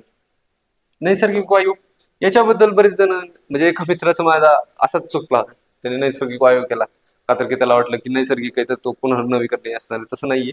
नैसर्गिक वायू हा ह्याच्यापासूनच तयार केला जातो. तो जो त्या खाणींमध्ये सापडतो ना, तो कधीतरी संपून जाणारच आहे. मग राहिला उत्तर की भूऔष्णिक ऊर्जा म्हणजे की जमिनीमध्ये जी हीट आहे त्याच्यापासूनच ऊर्जा तयार केली जाते. नेक्स्ट क्वेश्चन आहे की धोकादायक कचरा व्यवस्थापन आणि सीमापार वाहतूक कायदा नियम हा कोणत्या भागातून, भारतात जर कुठून कचरा येत असेल तर ते त्याचं स्क्रुटनायझिंग कोण करणार आहे, की बाबा जर कचरा येतोय पर्यावरणाला धोकादायक होणार आहे ना. जर एखादा देश दुसऱ्या देशामध्ये जर किरणोत्सार निर्माण करणारा कचरा फेकत असेल तर ते कोण बघाल, तर त्या देशामधलं पर्यावरण मंत्रालयच बघेल ना. की बाकीच्या गोष्टी पर्यावरण मंत्रालयाचंच कामच आहे ते. तर ते पर्यावरण आणि वन मंत्रालय. इकॉनॉमिक्स चालू होतं इथून पुढे आपलं 35ला. त्यातलं 35वा क्वेश्चन काय म्हणतं की अन्न सुरक्षा विधेयक आहे 2013चं. ते काय देतंय आता, हा क्वेश्चन आहे बघा, की हा क्वेश्चन मला वाटतं की आयोगाकडून चुकीचा आन्सर आलंय काही की, किंवा तुम्हाला काय वाटत असेल तर ते मला उत्तर सांगा एकदा. पण ह्याच्यात बघा, शहरी भागातले 50% आणि ग्रामीण भागातले 75% लोकसंख्येला देतात आणि 67% ग्रॉस असतं म्हणजे ग्रॉस. तर हे वाक्य बरोबर आहे ना धडधडीत. आयोगाने का चुकीचं दिलंय हे मलाच कळालेलं नाही. कदाचित त्यांना असं वाटलं असेल की स्वतःच त्यांनी 75-25 त्यांनी शफल केलंय का, पण ऍक्च्युली त्यांनी ग्रामीण बी ऑलरेडी शफल केलेलं आहे ना. तर ते का चुकीचं केलंय ते बघून घ्या. आता ह्याच्यात त्यांनी काय म्हणले, 3 रुपयानं तांदूळ आहे, 1 रुपयानं भरड धान्य आहे आणि 2 रुपये किलोने गहू आहे. हे बी वाक्य बरोबर आहे. पण मला वाटतं कदाचित त्यांच्याकडूनच काहीतरी गलत झाली आणि योग्य विचारलेले. तर मी हेच आन्सर दिला असतं, आणि ब दोन्ही योग्य. पण आयोगाने आन्सर देताना आणि ब दोन्ही चुकीचे दिलेले आहेत. ते तुम्ही एकदा रिचेक करून घ्या. शाश्वत विकास ही संकल्पना डॅश डॅश मध्ये सादर केलेलं जागतिक धोरण प्रथम संचालित केले की हा याच्यात माझं कन्फ्युजन झालं होतं 1987चा ब्रुटलँड अहवाल आणि 1980चा जो काही अहवाल होता की पण त्यांचं असं म्हणणं होतं की संवर्धन धोरणात प्रथम प्रचलित करण्यात आले म्हणजे सुरुवात कुठून झाली असं त्यांचं म्हणणं होतं. तर आपण जे आपले जे काही लॉजिकनुसार की बाबा सुरुवातीचा ऑप्शन दिलाय तर सुरुवातीचा ऑप्शन घ्यावा पण मी 87 केला होता का की ब्रुटलँड अहवालामुळे 87 ला आल्यामुळे मला असं वाटलं की यावेळेस झाला असेल पण ते ऍक्च्युली आयुसीएनच्या स्ट्रॅटेजीनुसार 1980 होता तो. हा काही आपल्याला म्हणजे 1920 मध्ये 2020 मध्ये एसडीजी निर्देशांकात भारत कितव्या क्रमांकावर आहे तो त्यावेळेसचा करंट अफेअर म्हणता येत नाही पण ऍटलिस्ट आपल्याला माहिती की 17 आणि 44 तर असणार आहे आणि सुरू आता सध्याला तो 125-26च्या आसपास होता मग 20च्या आसपास तो 117ला असू शकतो असा विचार करायला पाहिजे होता. आता हे वाक्य बघा ह्या आर्थिक वृद्धीबद्दल आहे ना बऱ्याचदा तुम्ही जे काही पुस्तक वाचता डेव्हलपमेंटचं पुस्तक बघितलं असेल तर त्याचे 4-5 वाक्य आहेत आणि YCMच्या पुस्तकामध्ये पण साऱ्या व्याख्या सॉरी PYQ मध्ये पण काही व्याख्या आहेत त्या एकदा बघून घ्या. परत परत रिपीट होत आहेत कन्सेप्ट रिपीट होत आहेत व्याख्यावरून कन्सेप्ट समजायला मदत होती म्हणून एकदा बघून घ्या. त्यांचं म्हणणं काय की फक्त उत्पन्नात होणारी वाढ म्हणजे आर्थिक वृद्धी होय. यातला मला किंडल बर्जर का लिहिला ते सांगतो. हा किंडल बर्जर इथं पण आहे आणि तुम्ही बघाल की ह्या इथं पण किंडल बर्जर आहे. मग मी असा विचार केला की दोन्ही वाक्य माहित नाहीयेत मग दोन्हीकडे बी किंडल बर्जर घेऊन गेलो होतो त्याने माझा एक किंडल बर्जर बरोबर आला होता आणि एक चुकला होता. मी असं लॉजिक लावलं होतं तुम्ही तुमचं लॉजिक ठरवू शकता किंवा ह्या लॉजिक नुसार जाऊ शकता. आता पाठ करून ठेवा की फक्त उत्पन्नात म्हणलंय उत्पन्नात होणारी वाढ म्हणजे आर्थिक विकास होय असं म्हणलेलं आहे. आता योग्य पर्याय निवडायला सांगितलेला आहे trickle down theory. Trickle down theory कसं असते की वरी जरी 100 रुपये असतील तर ते खाली खाली पर्यंत पोचत 100 लोकांपर्यंत पोचावेत अशी अपेक्षा असते पण ते तंतोतंत लागू होते का जर तंतोतंत लागू होत असतं तर आपल्याकडे भ्रष्टाचार आहे म्हणून असं म्हणू शकलो नसतो की वरून लोकांना 10,000 रुपये द्यायचे तर ते 10,000 रुपयेपर्यंत त्यांच्यापर्यंत पोहोचले पाहिजेत पण ऍक्च्युली 1 रुपयाच पोहोचतं त्यामुळे तंतोतंत लागू होत नाही तो तंतोतंत शब्द म्हणजे एक्झॅक्ट असं होऊ शकत नाही. 2005 पासून भारताने गाजलेला उच्च विकास दर हा ट्रिकल डाऊन थिअरीवरती प्रश्नचिन्ह उपस्थित करतोय.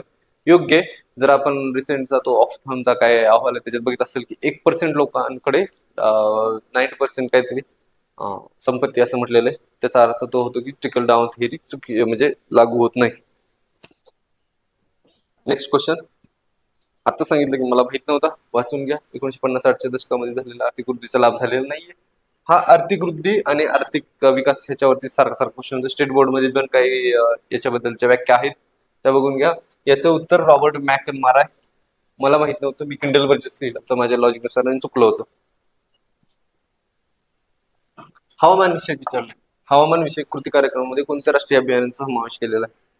त्याच्यात सौर हे हवामानाशी संबंधित आहे. वसती स्थान म्हणजे हॅबिटाट पण हवामानाशी संबंधित आहे. पाणी पण हवामानाशी संबंधित आहे. आरोग्य ही व्यक्तींशी संबंधित आहे त्याच्यामुळे हा जस्ट नव्हतं विचारलंय त्यामुळं 4 नंबरचा ऑप्शन घेऊन जाऊ शकत होतं आणि ते दिलेले आहेत 8 का 12 काहीतरी आपले जे कृती कार्यक्रम आहे ते एकदा वाचून घ्या डेव्हलपमेंट मध्ये आहे. लिमिटेड टॉपिक असतात इकॉनॉमिक्सला त्याच्यावरती परत परत क्वेश्चन येतात तेवढेच करा जास्त वेळ भेटला तर जास्त करा नाहीतर ते तरी क्वेश्चन म्हणजे तुम्हाला सांगितलेलं की 3P प्लॅनिंग पॉवर्टी पॉप्युलेशन एवढ्या ज्या गोष्टी आहेत त्या गोष्टी तुम्ही व्यवस्थित करा. स्वातंत्र्याच्या 7 दशकानंतर हे असलेले दारिद्र्य आले पॉवर्टीवर वर्ष 2 होते प्लॅनिंग मध्ये होते किंवा आर्थिक विकास आर्थिक वृद्धी हा प्लॅनिंग मध्ये येतो आणि पॉप्युलेशन मध्ये बघितले की आपण पॉप्युलेशनचे खूप सारे क्वेश्चन येतात 4-5 तरी येतात. अर्थव्यवस्था मोठ्या प्रमाणात कृषी क्षेत्रावर अवलंबून आहे बरोबर आहे. अजून पण आपल्याकडे भारतात खूप सारे अर्थव्यवस्था जी आहे ती कृषी क्षेत्रावर आहे 45%च्या आसपास काहीतरी अजून ही लोकसंख्या ही कृषी क्षेत्रावर अवलंबून आहे. रोजगारांच्या संधीची कमतरता आहे बरोबर रोजगाराच्या संधी कमतरता आहेत उत्पादन क्षेत्रामध्ये काहीतरी 30%च्या आसपासच उत्पादन क्षेत्र म्हणजे जिथं परकीय देशचे 90%च्या पुढे गेले तिथं आपण अजून पण 30%लाच हे करतोय. विकसित देशांच्या तुलनेत शेतीचा विकासाचा अधिक तर नाहीये कधीच नाहीये म्हणून फक्त अभाव जनरल वाक्य होतं ते. ICDS योजना 1975ला आली होती ICDS योजना. पूरक पोषण काय काय येणारे कार्यक्रम आहेत विचारले होते तर ह्याच्यात स्त्री पुरुष असमानता कसं असेल ना, मग ड घालवायचा आहे डायरेक्टली. राहिले काय अक अब आणि अबक. कामगार प्रशिक्षण. कामगार प्रशिक्षणासाठी आली होती का बरं बाल प्रशिक्षण सेवा योजना? नव्हती. ती आली होती की फक्त कुपोषण आहार, आरोग्य तपासणी, संदर्भ सेवा, लसीकरण अशा काही गोष्टी होत्या. त्या इथे दिल्या बघा, मेन्शन केल्यात. कुपोषण, लसीकरण, आरोग्य तपासणी, पूर्वशालेय म्हणजे अंगणवाडी, संदर्भ सेवा म्हणजे काही इतर सेवा असतात लहान मुलांसाठी किंवा त्यांच्या पाल्यांसाठी, पोषण आणि आरोग्य शिक्षण. आता हा क्वेश्चन जरा थोडासा डिफिकल्ट म्हणू शकतो. कधी जर आपण पीओक्यू बघितलेलं असेल, लास्ट 2-3 वर्षापूर्वी विचारलं होतं, ह्या 4च कंट्री सिटी दिल्या होत्या, यांच्या उतरत्या किंवा चढत्या क्रमाने असं काहीतरी विचारलं होतं. तुम्ही बघून घ्या एकदा. त्याच वेळी जर आपण बघितलं असेल त्यांची लोकसंख्या किती, किंवा मुंबईची 1.84 करोड आहे, कलकत्त्याची 1.41 करोड आहे, दिल्लीची 1.63 करोड आहे आणि चेन्नईची 8.7, सॉरी 87 करोड, म्हणजे 0.87 करोड म्हणजे 87 लाख. इथं त्यांनी काय म्हणलंय, 11 देशातील म्हणजे 2011 देशातील एकूण शहरी लोकसंख्येपैकी म्हणजे शहरी, आणि त्यातली 13%.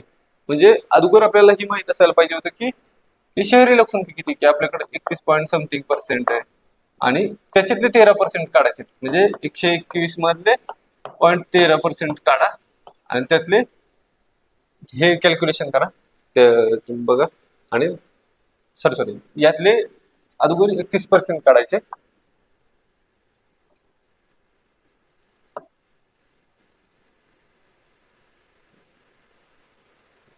यातले 31% काढायचे होते आणि त्याच्यानंतर जे येईल त्याला परत 13% काढायचे होते. आणि जे काही येईल उत्तर ना, ते मग तुमचं पर्सेंटेज मध्ये किती, काहीतरी 5 करोडच्या आसपास काहीतरी लोकसंख्या येते. ते 5 करोड ह्याची बेरीज केली तर 5 करोडच्या आसपास येते. त्याच्यामुळं अकड उत्तर होतं. एक ऑप्शन कुठलं ऑप्शन कडे बघितलं तर आपल्याला लक्षात येतं की मॅक्झिमम मध्ये अ तर पाहिजेच होता. क ब क का अड क काढला, ब जरी काढला तरी आपल्याला ऑप्शन उत्तर येत होतं. ब जरी काढला तरी, कारण मुंबई आणि दिल्ली करोड 5 करोड होत नव्हतं, एक्स्ट्रा असं घेऊ शकत होतं. ते कॅल्क्युलेशन जर आलं तरी येत होतं. 2011च्या जनगणनेनुसार हा पीवायक्यू दर तरी 17.5% आपल्या जगाच्या लोकसंख्येपैकी. Next question. राष्ट्रीय लोकसंख्या धोरण 2000 आपण बघतो जे काय आपल्याकडे लोकसंख्या धोरण झालेले ते एकदा बघून घ्या. 77 ऍक्च्युली 77 काय आहे ते बघा एकदा. 77 त्याच्यानंतर ते त्याचे काही मेजर जे काय गोष्टी आहेत ते फोकस आहेत त्यांनी दिलेले, त्या एकदा व्यवस्थित बघून घ्या. त्याच्यात एक होतं की जास्तीत जास्त दोन, हम दो हमारे दो जे होतं ना, त्याच्यानुसार 2047 पर्यंत स्थिरता आणायची होती. आणि जो मृत्यूदर आहे तो अर्भक मृत्यूदर आहे तो 30 पर्यंत आणायचा होता. इथं जरी इन्फंट अर्भक मृत्यूदर 30 पर्यंत आणायचा होता, जो काय प्रति हजारी असतो तो. इथं त्यांनी पर्सेंटेज दिलं होतं, ते पर्सेंटेज नसून प्रति हजारी 30 आहे. 30, फक्त 30 आहे. आणि हे माहिती आपल्याला लसीकरण करायला पाहिजे, ते अजूनही करतो आपण. हा रद्द झाला होता. त्यांना काय म्हणायचं तेच कळत नव्हतं शेवटपर्यंत. की जमीन धारणेची मर्यादा म्हणजे एखादा व्यक्ती स्वतःच्या नावे किती जमीन धारण करू शकतो याची वैधानिक परिपूर्ण मर्यादा, बरोबर आहे. हे काय म्हणते की ही मर्यादा लादण्याचे खालीलपैकी कोणते दोन पैलू होते? दोनच पैलू विचारले. भविष्यातील अधिग्रहणावर मर्यादा. हे असं पैलू नाही वाटत किंवा भविष्यात तो ग्रहण करेल, काय करेल. हा, ती मर्यादा आहे. हे एक असू शकतो. ऍक्च्युली काय होतं की त्याचं मेन उद्देश होता की त्याचं सगळ्यांमध्ये वाटप वाटप व्यवस्थित झाला पाहिजे, न्याय्य वाटप झालं पाहिजे. एकत्रित जमीन मालकी मर्यादा असं काही मी वाचलं नव्हतं. विद्यमान जमीन धारणेवरती मर्यादा. हा, आता जी जमीन धारणा आहे त्याच्यातूनच तुमची जर जमीन जास्त होत असेल तर ती सरकार काबीज करू शकणार होतं, असं एक होतं. आणि रूपांतरणावर मर्यादा, हे पण काय असं होतं. मला वाटायचं की अ क असेल, अ क मी 4 ऑप्शन दिला होता पण आयोगाने तो कॅन्सल केला. त्याचं ऍक्च्युअल काय उत्तर आहे ते नाही आठवत. आता हा बघा, हा बरेचदा रिपीटेड येतो. प्रत्येक वेळेस दरवर्षी एखादा तरी इंडेक्स विचारतायत. तर तुम्ही हा एकदा इंडेक्सचा जो क्वेश्चन आहे तो एकदा इंडेक्स वेगवेगळे जे आहेत ते व्यवस्थित करा, त्याचे पॅरामीटर एकदा व्यवस्थित वाचा. डेव्हलपमेंटच्या पुस्तकामध्ये किंवा तुम्ही ज्या नोट्स वापरतात त्याच्यामध्ये त्यांनी त्याचे व्यवस्थित पॅरामीटर दिलेले आहेत, एकदा बघून घ्या. त्यांनी काय विचारलंय की लिंगाधारित मानव विकास निर्देशांक जो की जीडीआय आहे. जीडीआय आहे तो आरोग्य शिक्षण सबलीकरण श्रम बाजार यांचा संयुक्त निर्देशांक आहे. बरोबर की बाबा आरोग्य कसं आहे, शिक्षण कसं आहे, सबलीकरण कसं आहे आणि श्रम बाजार त्यांचा किती सहभाग आहे याच्यावर तो विचारला जातो. 4 घटकांचा विचार केल्यास स्त्री पुरुष असमानतेमुळे मानव विकासावरती प्रतिकूल परिणाम होतो. बरोबर आहे. तर तुम्ही बघून घ्या की आता हे दोन्ही वाक्य बरोबर आहेत. यातला एचडीआय बघा, एचडीआय मध्ये जे पॅरामीटर्स बघा, जी आय बघा, जी आय त्याची डायरेक्टली त्यांनी रँकिंग पण विचारतात बरं का. हा निर्देशांक करताना तो निर्देशांक कशाची आहे, रँकिंग किती आहे, टॉपला कोण आहे, बॉटमला कोण आहे, इंडियाचा काय रँक आहे, त्याच्या इंडियाचा स्कोर काय आहे, इंडियात काय म्हणजे त्यांनी जर एखाद्या वेळेस दिलेला असेल की बाबा इंडियाने प्रगती केली, इंडियाची अधोगती झाली, तर ते एकदा व्यवस्थित बघून घ्या तुम्ही. एकदा फक्त मला याचं उत्तर रिचेक करू द्या. 49 49 3 बरोबर आहे, दोन्ही बरोबर आहेत. मला थोडंसं कन्फ्युज झालेलं होतं की श्रम बाजार हा जीजीआय मध्ये पण येतो, त्यामुळे थोडंसं कन्फ्युज झालेलं होतं की 4 घटक आहेत का म्हणून. 50 1975 रोजी जाहीर केलेलं 20 कलमी आपल्याला माहिती इंदिरा गांधींनी 20 कलमी कार्यक्रम प्रत्येकाला माहित असतो. आणि त्याच्यात एखादा 20 कलमी कार्यक्रम आहे म्हणजे त्याच्यात 20 घटक आहेत आणि त्या 20 घटकामध्ये सगळी इंटेन्सिव्ह डेव्हलपमेंट करायची की बाबा गरिबींना शिक्षण, पॉवर म्हणजे जे पॉप्युलेशन जी कंट्रोल करायची आहे, स्वच्छ पाणी, ह्या बऱ्याच गोष्टी, जे काही रस्ते वगैरे ते सगळ्या गोष्टी दिल्या ज्या काही दिलेल्या असतात त्याच्यात दिलंय की राहणीमान वाढवायचं. हा म्हणजे मी सांगितलं की रस्ता, सांडपाणी वगैरे वगैरे गोष्टी, पिण्याचं पाणी, जे काय पॉवर्टी खालचे दरिद्र पॉवर्टी खालच्या लोकांना मदत करायची. हा पीओआय म्हणून कसं विचारला माहिती का, कोण कोणत्या वेळेस आणि कोणी कोणी तो रिपीट केला. सरळ सरळ क्वेश्चन विचारलेला आहे तो बघून घ्या. पीवाय क्यूज करा म्हणेल मी सारखं सारखं आता तर शेवटच्या दिवसांमध्ये. आता हे 2 क्वेश्चन आहे, सायन्सचे क्वेश्चन चालू होते बरं का. यातला तापमानातील फरक हा क्वेश्चन जर बघितला तर लक्षात येईल की हा क्वेश्चन डिफिकल्ट कॅटेगरीतला होता. तो नाही सोडवला तरी चालत होता कारण की चुकीचं उत्तर देऊन काहीच फायदा होणार नव्हता. आता त्यांनी काय म्हणले, एकाच पदार्थाचे 2 रॉडची लांबी आणि त्रिज्या, लांबी आणि त्रिज्येचं गुणोत्तर हे, जर रॉडच्या दोन्ही टोकांमधील तापमानातील फरक समान असेल, तापमानातील फरक पण समान दिलाय, तर उष्णता प्रवाहाचे गुणोत्तर किती असेल. उष्णता प्रवाह आपल्याला सुरुवातीला तर उष्णता प्रवाहाचा फॉर्म्युला माहित पाहिजे होता. वरती घेतो, इथं जरा स्पेस दिसतोय मला, खाली आहे क्वेश्चन. उष्णता प्रवाहाचं जर सूत्र बघितलं तर ते आपल्याला स्टेट बोर्डच्या 11वी पुस्तकात सापडेल, ते आपण काय वाचत नाही. के जो कॉन्स्टंट असतो, जो के इथं दिलाय एकच पदार्थाचे जे नाही, तो जो असतो तो कंडक्टिव्हिटी कॉन्स्टंट काहीतरी असं म्हटलं जातं. ए आणि डेल्टा टी आणि एल लेंथ, हे झालं एक आपलं सूत्र, जे की त्यांनी काय विचारलंय की उष्णता प्रवाह, हिटचा प्रवाहाचा. जर आपण इथं त्यांनी काय म्हणते, एकाच पदार्थाचे 2 रॉड आहेत, तापमानातले फरक समान आहे, म्हणजे हे डेल्टा चेंज नाही झालेला आहे, हे के पण सेम आहे म्हणून हे गेलं. राहिलं काय आपल्याकडे की ए अपॉन एल. आपल्याला जर माहिती की एरिया जो, आता जर हे रॉड असेल तर ह्याचा एरिया काय असतो की बाबा पाय आर स्क्वेअर असतो, म्हणून हा पाय आर स्क्वेअर अपॉन एल. पण आता त्यांनी काय दिलं आपल्याला, 2 रॉड म्हणलंय, 2 वेगवेगळ्या लांबी रुंदीचे रॉड आहेत. मग 2 रॉड असतील तर आता लक्षात घ्या की हा या रॉडची एकाची रेडियस आहे आणि एकाची लेंथ आहे, 1 नंबरची, आणि दुसऱ्याची काय असेल की बाबा पाय आर टू स्क्वेअर, म्हणजे दुसरा आहे, दुसऱ्या रॉडची रेडियस आहे आणि दुसऱ्या रॉडची लेंथ आहे, म्हणजे हा पाय पण सेम सेम कट होतोय. आता राहते काय की आपल्याकडे की हा भाग आणि हा भाग R one square upon L1 R1, म्हणजे ते आपण बघून घेतलं तर ते जर परत मांडणी केली ना तर ही अशी येईल बघा, R1 square upon R2 square into हे जे हे जे खालचं आहे ते वरती जाईल L2 आणि खाली येईल ती L1. इथं काळ दिसणार नाही म्हणून खाली घेतलंय. जर आपण त्याच्यात ह्या किमती ठेवल्या, हे लांबीचं दिलंय L1 L2 आणि त्रिज्या दिली R1 R2, कळालं. ती जर किंमत ठेवली तर आपण जर बघितलं 2 3 यांचा स्क्वेअर इंटू 2 1, कारण की L2 L1 आहे, L2 L1 आहे. जर ह्या सोडवला तर हा 8 9 उत्तर येऊन जातं आपलं. त्याचं उत्तर हे. सोडवावी अपेक्षा नाहीये. जर तुम्हाला बघायचं असेल तर विश्लेषण म्हणून दिलेलं आहे. मलाच कुठं विश्लेषण सापडलं नव्हतं म्हणून मी तुम्हाला दिलंय.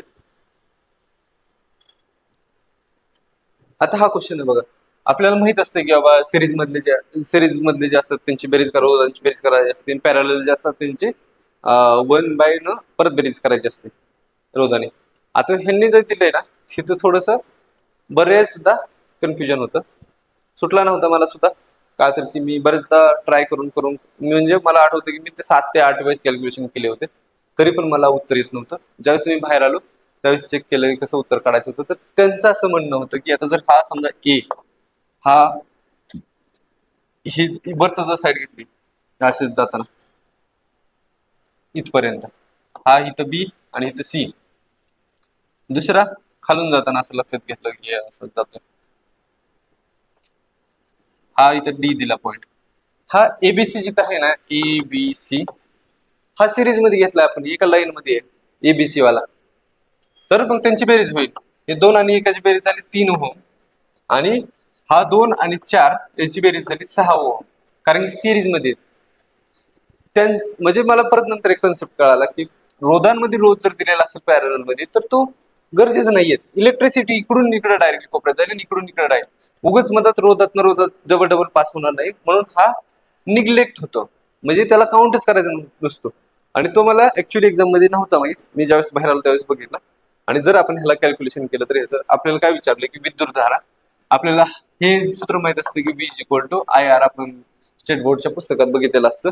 आपल्याला त्यांनी ही व्होल्टेज पण दिलंय, आपल्याला रोध काढायचा आहे अगोदर. हे आता हे सिरीज मध्ये आले एबीसी आणि बीसीडी एबीडी मध्ये सॉरी एडीसी, याचं आलं 3 ओहम, याचं आलं 6 ओहम, याचं जर आपण हे पॅरेलल मध्ये हे दोघ जण, ही वरची लाईन वर खालची लाईन, म्हणून एकाच 3 अधिक एकाच 6 इज इक्वल टू खाली 6 वरती 3 2 6 अधिक 1 बरोबर 3 चे 6, म्हणजे ह्याचं आलं उत्तर की 2 ओहम. ऍक्च्युअली रोध किती आपला 2 ओहम आहे. आता हे सूत्र आपल्याला माहित होतं की बाबा हे सूत्र, आता त्या सूत्रामध्ये जर आपण व्होल्टेज मध्ये 2 व्होल्ट इज इक्वल टू रोध, आपल्याला इलेक्ट्रिसिटी काढायची आहे म्हणून, आणि 2 ओहम, हे जर ह्याच्याकडे भाग करायला घेतलं 2 ओहमला तर त्याचं उत्तर येते 1 एम्पियर, त्याचं उत्तर 1 एम्पियर. असं सोडवायचं होतं. हा कन्सेप्ट माहित नसेल तर चुकत होता, पण चुकला होता माझा सुद्धा. आता नेक्स्ट क्वेश्चन आहे, हा रिपीटेड पीओक्यू आहे, परत परत पीओक्यू वरचा पण पीओक्यू होता, पण त्यात त्यांनी एक्स्ट्रा क्वेश्चन म्हणजे एक्स्ट्रा 1 लेअर आतमध्ये गेले होते. आता ह्याच्यात काय म्हणलं की भौतिक टक्करीच्या दरम्यान अक्षय काय राहते, म्हणजे कॉन्स्टंट काय राहतं, कॉन्झर्व्ड, म्हणजे ते आपल्याला माहिती बघा की न्यूटनचा 3रा नियम आहे की त्याच्यामध्ये असं म्हणलं की ज्यावेळेस दोघांची धडक होती त्यावेळेस त्यांची मुवमेंटम सेम राहते, समवेग त्याला म्हणलेलं आहे मुवमेंटम. त्याचा एक प्रिन्सिपल आहे 3ऱ्या नियमाचा, principle of conservation of linear momentum. त्यांनी 1-2दा दिलं होतं मुवमेंटम आहे का लिनियर मुवमेंटम आहे.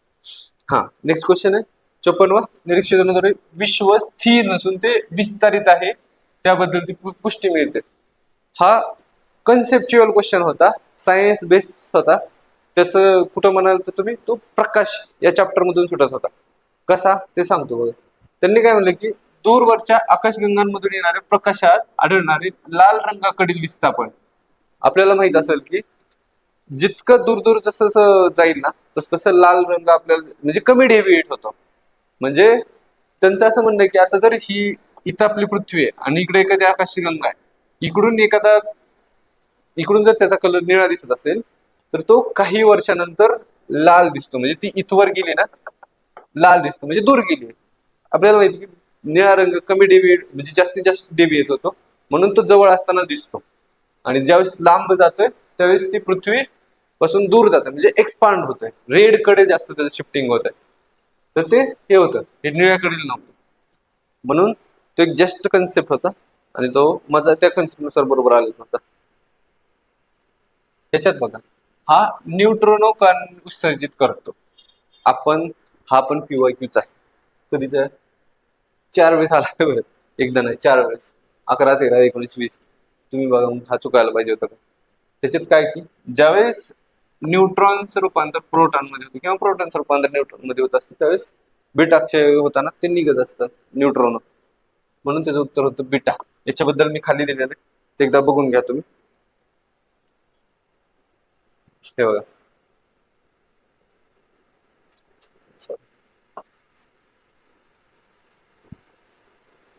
ह्याच्यावर सारखं क्वेश्चन विचारलं जातं बघा, की ज्यावेळेस अल्फा कण, अल्फा जे कण अल्फा कण आहेत त्यावेळेस ज्यावेळेस अल्फा कण इमिट होतात त्यावेळेस काय होतं तर की दोन प्रोटॉन किंवा न्यूट्रॉन्स डिक्रीज होतात. म्हणजे दोन प्रोटॉन आणि न्यूट्रॉन डिक्रीज झाले तर 2 + 2 4 न त्याचा मास डिक्रीज होईल. पण दोन प्रोटॉन गेल्यावर आपल्याला माहिती प्रोटॉन जेवढे असतात तेवढंच त्या एखाद्या ह्याचा नंबर असतो, त्या इलेमेंटचा नंबर असतो. आता इथं रिएक्शन दिली बघा, एक युरेनियम आहे त्याचा हा जो प्रोटॉन नंबर आहे झेड म्हणतात त्याला, हा बी क्वेश्चन विचारला होता की कशाला काय म्हणतात ते, हे झेड आहे त्याचं हे ऍटॉमिक मास आहे 238. त्याच्या आतमध्ये असलेले न्यूट्रॉन प्रोटॉन काउंट केलं तर ते 238 होतात, 92 चे 238. आता याच्यात 92 प्रोटॉन आहेत, ह्यातले 2 प्रोटॉन निघून जातात, 2 प्रोटॉन मायनस होतात. मग त्यांनी काय होत आहे म्हणजे ते मायनस होतात म्हणजे इकडे निघून जातात हे 2 प्रोटॉन, मग हेलियम निघून गेला असं म्हणतो, राहिले 90. आणि जर ते झालं तर इथलं मास पण -4 होत आहे. ज्यावेळेस अल्फा कण रिलीज होत आहे 4 न वेट कमी होत आहे आणि 2 न त्याचं नंबर कमी होतं, म्हणजे थोरियम तयार होतं, हेलियम एक्झिस्ट होतं. आता ज्यावेळेस बीटा बीटा कन्वर्ट होतं त्यावेळेस न्यूट्रॉनचं प्रोटॉन मध्ये कन्वर्जन होतं किंवा उलट होतं. जर ऍटोमिक नंबर बाय चेंजिंग एकच बदलत होतो ऍटोमिक नंबर, का तर की न्यूट्रॉनचं रूपांतर प्रोटॉन मध्ये झाले ना. मग जर एक्स्ट्रा प्रोटॉन आला, आपण लक्ष ठेवलं होतं की प्रोटॉन आला तर त्याचा एलिमेंट नंबर बदलतो किंवा एलिमेंट नंबर इन्क्रीज होतो. म्हणजे ह्याच्यात एक न इन्क्रीमेंट होतं आणि ह्याच्यात काहीच चेंज राहत नाही. ह्याच्यात 2 प्रोटॉन मायनस होतात, मास 4 न मायनस होतं. आणि ज्यावेळेस गामा होतं त्याच्याने ते काहीच हे करत नाही, एनर्जी फक्त रिड्यूस होते. थोडस विदाउट एनर्जी रिडक्शन ते काम करतं, ते आपण बघितलेलं. आता हा क्वेश्चन होता बघा, हा क्वेश्चन पण पीवायक्यू नव्हता, हा क्वेश्चन ऍक्च्युली आपल्या लुसेंटच्या बुक्स मधून घेतलेला आहे. म्हणजे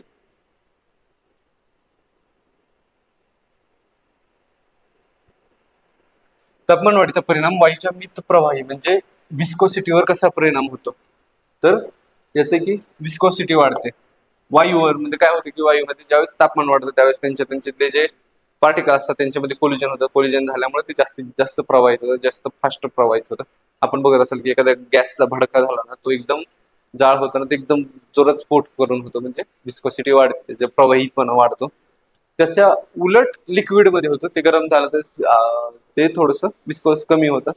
हे दिलेलं होतं इथं बघा विस्कोसिटीच्या चॅप्टर मध्ये. Oppose the relative motion between different layer, म्हणजे आता एखाद्या गॅसच्या टाकीमध्ये असेल गरम झालं असेल तर ते फास्ट जातं असं म्हटलेलं. आणि इथं viscosity the property of liquid आणि गॅसेस दोघांचीच आहे, सॉलिड साठी नाहीये, हे लक्षात ठेवा. हे वाचून घ्या. याच्यात इथं दिलंय बघा ते, with rise in temperature viscosity of liquid decreases and that for gas increases. Liquid साठी डिक्रीज होती, गॅस साठी इन्क्रीज होती. नेक्स्ट क्वेश्चन आहे, जर संरक्षण पेशी मध्ये जास्तीत घटक जमा झाले तर रंध्र उघडेल. हा क्वेश्चन राज्यसेवा मेन्स लाईक ऍग्रिकल्चर नावाचा एक GS1 ला पाठ होतो, त्याच्यातून रिपीटेड आहे. आता आपल्या सिलेबस मध्ये मी मेन्शन केलंय बरं का की वनस्पती त्यांचे पोषण वगैरे वगैरे वगैरे, तर त्याच्यामध्ये हा घटक येतो की पोटॅशियम हे एक आहे. पोटॅशियम हे असं म्हटलं जातं की स्टॉमॅटल जे ग्रोथ आहे किंवा स्टॉमॅटल जे चेंजेस होतात त्याच्यासाठी ती यूज केली जाते. ह्याच्यासाठी आहे ना, तुम्ही जास्त काही करू नका. 11वीच्या बुक्स मध्ये हे 2-3 हे दिले, 2-3 पेजेसवर त्यांनी अशा प्रकारे चार्टच दिला डायरेक्टली. हा एकदा फक्त तुम्ही एकदा वाचून घ्या, तुम्हाला खूप चांगल्या प्रकारे अंडरस्टँडिंग होऊन जाईल. आता इथंच बघा, हा आपल्याला पोटॅशियम आहे, याच्यात त्यांनी डायरेक्टली दिलंय की it controls the stomatal movement. याच्या बाहेर क्वेश्चन आहे विचारत नाही बरं का, स्टेट बोर्डच्या बाहेर जात नाहीये. काही जे पेजेस दिले हे तर पेज वाचच म्हणजे हे 3 पेजेस आहेत, याच्या बाहेर जर क्वेश्चन गेला तर आपण बोलू परत जातच नाही सहसा, कारण की आयोग पण एखादा ऑथेंटिक सोर्स घ्यायचा प्रयत्न करतं. आपले वरचे 2 क्वेश्चन राहिले. हा हा पण थोडासा PYQ सारखा आहे की बाबा सायट्रस हा लिंबू कॅन्कर आहे, त्यांनी फक्त एक स्टेज पुढे जाऊन विचारले की हा जीवाणू आहे का बुरशी आहे का विषाणू आहे का निमॅटोड आहे. निमॅटोड तर नसणार आहे, निमॅटोड जो असतो तो एखादा प्राणी टाईप असतो, बुरशी किंवा जीवाणू. आता हा ज्याला माहित होतं की जीवाणू बॅक्टेरियल रोग येतो, तर तो त्याचा बरोबर येणार होता हा 58 नंबर. म्हणजे तुम्ही असा थोडासा एक स्टेज पुढं क्यूचा अभ्यास केला तर तुम्हाला त्याचा फायदा होऊन जाईल. स्पायरोगॅरा चालू केले. स्पायरोगॅरा या शैवाला संबंधी खालीलपैकी कोणते विधान अचूक आहेत, अचूक विचारले. आता बघा हा किती सोपा क्वेश्चन होता. इथं ऑप्शन देताना बघा की सगळीकडे तीन तीन तीन तीन ऑप्शन आहे, एक कुठला तरी काढायचा होता. आणि आयोगाने देताना तुमची काळजी घेतली होती की अ आणि ब सामान्यतः त्याला तलावातील घाण म्हणतात आणि ते सागरी पाण्यात वाढतात. म्हणजे एक कुठलं तरी पाहिजे होतं, गोड्या पाण्यात तर येतात नाही तर सागरी पाण्यात येतात. इथं जरी तुम्ही थोडस थोडस थिंकिंग लॉजिकल थिंकिंग करून जर केलं का, तेव्हा तलाव तलाव हे तलावातील घाण आहे, म्हणजे सगळीकडे आढळतात. आपण पण तलावात बघितलेलं आहे, तर मग ते सागरी पाण्यात नसतील. या प्रकारे जर तुम्ही विचार केला असता तर हे ब चुकीचं निघत होता. आणि ब चुकीचं ब चुकीचं ब चुकीचं म्हणलं ना, 3 नंबरचं ऑप्शन उत्तर सरळ सरळ इझी निघत होतं. नेक्स्ट क्वेश्चन बघूया.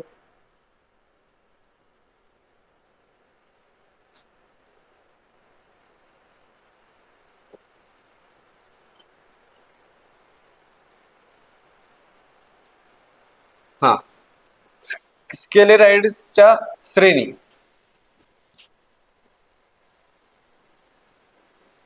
हा, स्केलेराइड्सच्या श्रेणी माहीत नव्हत्या, वाचल्या नव्हत्या. कुणी वाचल्या असतील तर चांगलंच आहे.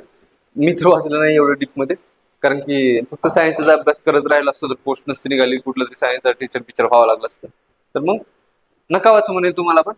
हे बघा फक्त याला ट्रिक होती. त्या राईड्स वरून मी सगळे राईड्स गोळा केले आणि उत्तर बरोबर दिलं होतं आयोगाने. आवड चांगलं झालं ना. असं काहीतरी तुम्ही लॉजिक लावा. ट्रकिडस हा वेगळा होता थोडासा. म्हणजे असं काही ठिकाणी लॉजिक लावा, चालेल. अभ्यास करायची जास्त गरज लागणार नाही. हा बघा हा PYQ 2018 सेम क्वेश्चन विचारला होता की कोणचे कोणचे पिट्युटरी ग्लँडचे संप्रेरक आहेत, असं काहीतरी क्वेश्चन होता. तसंच क्वेश्चन यांनी विचारला होता की मासिक पाळीसाठी कोणतं नियमन करतात. आणि हे 10वीच्या पुस्तकामध्ये का 10वीच्या पुस्तकात का 8वीच्या पुस्तकात आकृती सहित दिलेलं आहे. त्याच्यात एक होतं की FSH, जे काय फॉलिकल स्टिम्युलकल हार्मोन असं काहीतरी नाव आहे. लॅक्टिंग हार्मोन याचे चेक असतात एस्ट्रोजेन आणि प्रोस्टेजन. आता हे त्याचं उत्तर आहे. पण ह्याला एक होतं की मासिक पाळी तर पुरुषांमध्ये नसते, मग टेस्टोस्टेरॉन कट झाला आणि इथं पण हायड्रो टेस्टोस्टेरॉन होता. दोन तर आपले असेच कट झाले. आता ह्यातला त्यांना एक कॉर्टिसॉल होता ह्याच्यातनं 3 मधला. आणि ज्यावेळेस तुम्ही सायन्सचं पुस्तक त्याचं तुम्हाला खाली मी जे वाचलेलं त्याचा एक फोटो दिलेला आहे की हे कॉर्टिसॉल असतं ना, हे कॉर्टिसॉल किडनी मार्फत जे संप्रेरक सरवलं जातं ना, त्याचं नाव आहे कॉर्टिसॉल. म्हणजे आयोगाने काळजी घेतली तुमची उत्तर येण्यासाठी तरी सुद्धा. पण हे माहिती असायला पाहिजे की एस्ट्रोजन LH काय असते, FSH काय असते ते बघा एकदा. आता इथं थोडं ब्लर होतंय. हे 177 नंबरचं पेज आहे 9वीच्या पुस्तकातलं. तुम्ही नक्कीच वाचा म्हणाल. 1-2 क्वेश्चन आज नाही तर कधी ना कधी तरी उपयोगाला येतात. वाचा. इथं बघा इथं दिला होता FSH, फुटिका ग्रंथी संप्रेरक की जनन ग्रंथीची वाढ नियंत्रित करणे वगैरे ते त्याच्यासाठी. आणि कॉर्टिसॉल जे म्हणलं होतं ते बघा इथे बघा, कॉर्टिकोस्टेरॉइड दिसतंय का नाही मला कळत नाही.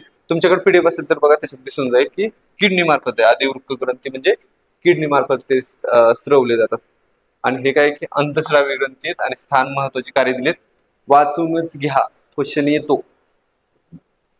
आता हा लास्ट इयरलाच क्वेश्चन विचारला होता की बाबा ओपीएम पोपी दिलं होतं, त्याचं उत्तर तर कशासाठी हिरोईन कशातून निघलं जातं. सेम त्याला जे ऑप्शन दिला होता कॅनॅबिस वगैरे त्याच्या रिलेटेडच होता.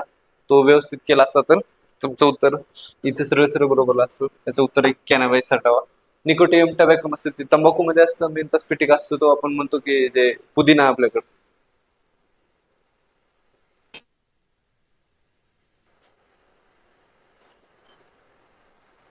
हा पण राज्यसेवा मेन्सला खूपदा क्वेश्चन विचारलेला आहे की मानवी जीनोम प्रकल्प आहे नाही कोणाशीचा मुख्य उद्दिष्ट काय होतं त्याचं. तर की मुख्य उद्दिष्ट विचारलं एकच असेल ना की बाबा, म्हणजे लॉजिकल थिंकिंग केलं असतं ना. 2च ऑप्शन होते इतकं कॉलेज.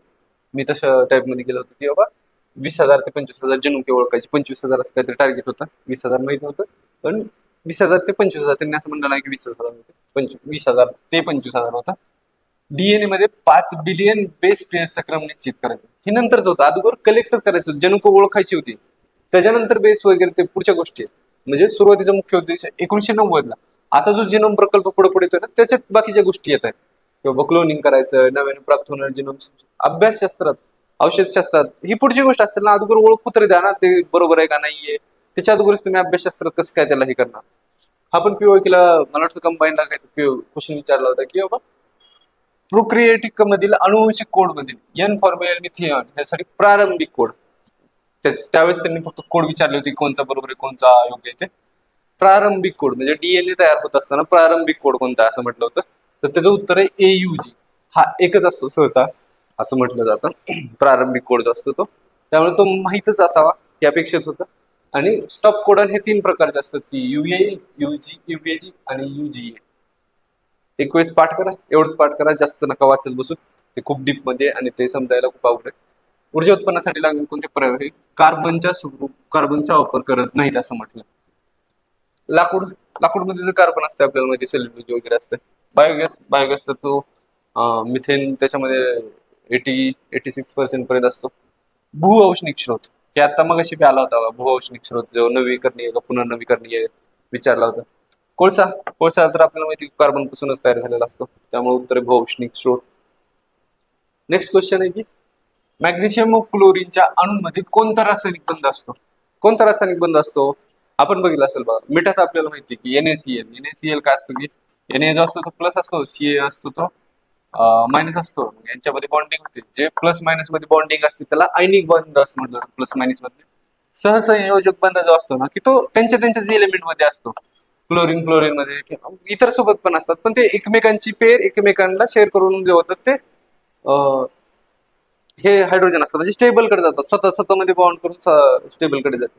आयनिक मध्ये काय करतात, किंवा ते एकमेकांची माझी एक पेर घे तुझी एक पेर घे असं करून प्लस मायनस करतात, एक देऊन टाकतात पुढच्याला. म्हणजे सोडियम त्याची एक पेर क्लोरीनला देऊन टाकतो, ह्यांच्यात देऊन टाकत नाही, शेअर करतात. आता हा पण पीओआय, म्हणजे मी सगळ्यांनाच पीओआय क्यू का म्हणतोय की बाबा विचारले, ऍक्च्युली तुम्ही बघा स्वतः क्वेश्चन बघा, तुम्हाला कळून जाईल की अरे बऱ्यापैकी पीओआय क्यू आहे. म्हणजे आता हे पुढचा क्वेश्चन आहे की व्यावसायिक तंतूच्या उत्पन्नाला लोकरीला पर्याय, आपण जर वाचलं असेल ना, हे पॉली नायट्राइल जे आहेत ना, त्याच्यापासून वेगवेगळ्या प्रकारची उष्ण प्रकारची कपडे तयार केले जातात असं म्हटलं.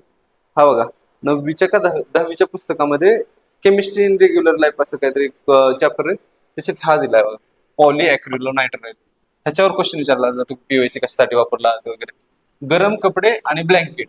आणि त्यांनी तेच क्वेश्चन विचारलाय की बाबा लोकरीला पर्याय, लोकर कशासाठी वापरतो, गरम कपडे तयार करायसाठी, मग तो पॉलिएक्रिल नायट्रॉन टेप्लॉनवरती परत क्वेश्चन विचारलेला होता. ह्याच्यात बघा, हा क्वेश्चन थोडासा अवघड कॅटेगरीचा होता, पण जनरली जर तुम्हाला रिस्क घ्यायची असती तर मी अशा प्रकारे घेतली होती की बाबा वेदनाशमक आणि ज्वरशमक. म्हणजे आपण कधी कधी आपल्याला असं वाटतं की अरे आज कसं तरी होतं, मग आपण डॉक्टरकडे जातो मेडिकलमध्ये विदाउट प्रिस्क्रिप्शन की डॉक्टर मेडिकल वाल्यानंतर की एखादी गोळी असं असं होतंय, तो मग आपल्याला सरळ सरळ म्हणतो की पॅरासिटेमॉल, जस्ट पॅरासिटेमॉल देतो, म्हणून मी तसं गेलो होतो. वेरेनॉल असतं ते झोपेसाठी असतं, बेनिड्रायल असतं ते खोकला सर्दीसाठी असतं, पेनिसिलियम असतं आपण बघितलेलं आहे की तो बॅक्टेरियल इन्फेक्शनसाठी असतं.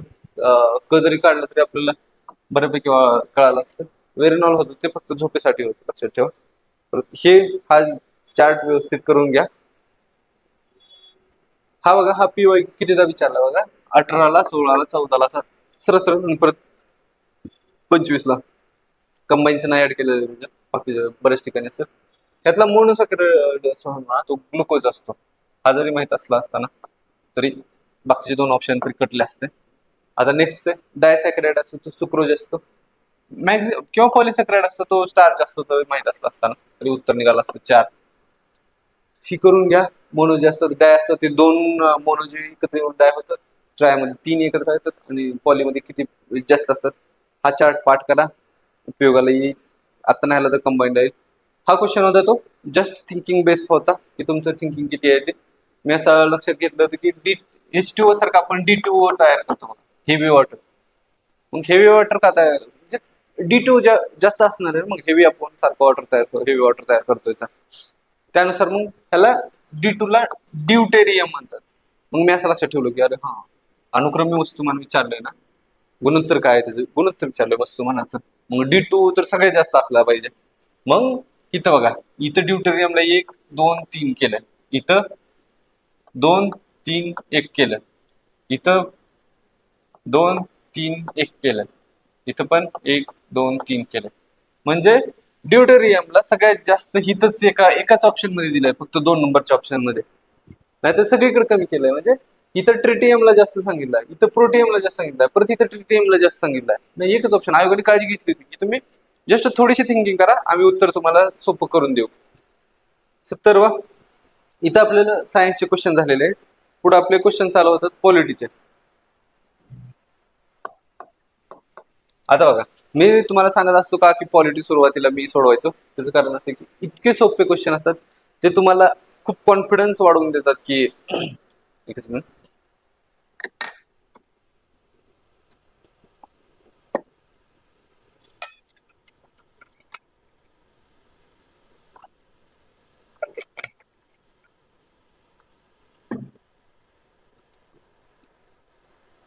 चला, पॉलिटीच्या क्वेश्चन मध्ये, पॉलिटीचं क्वेश्चन सोपे सोपे असतात, त्याने तुमचा कॉन्फिडन्स वाढतो.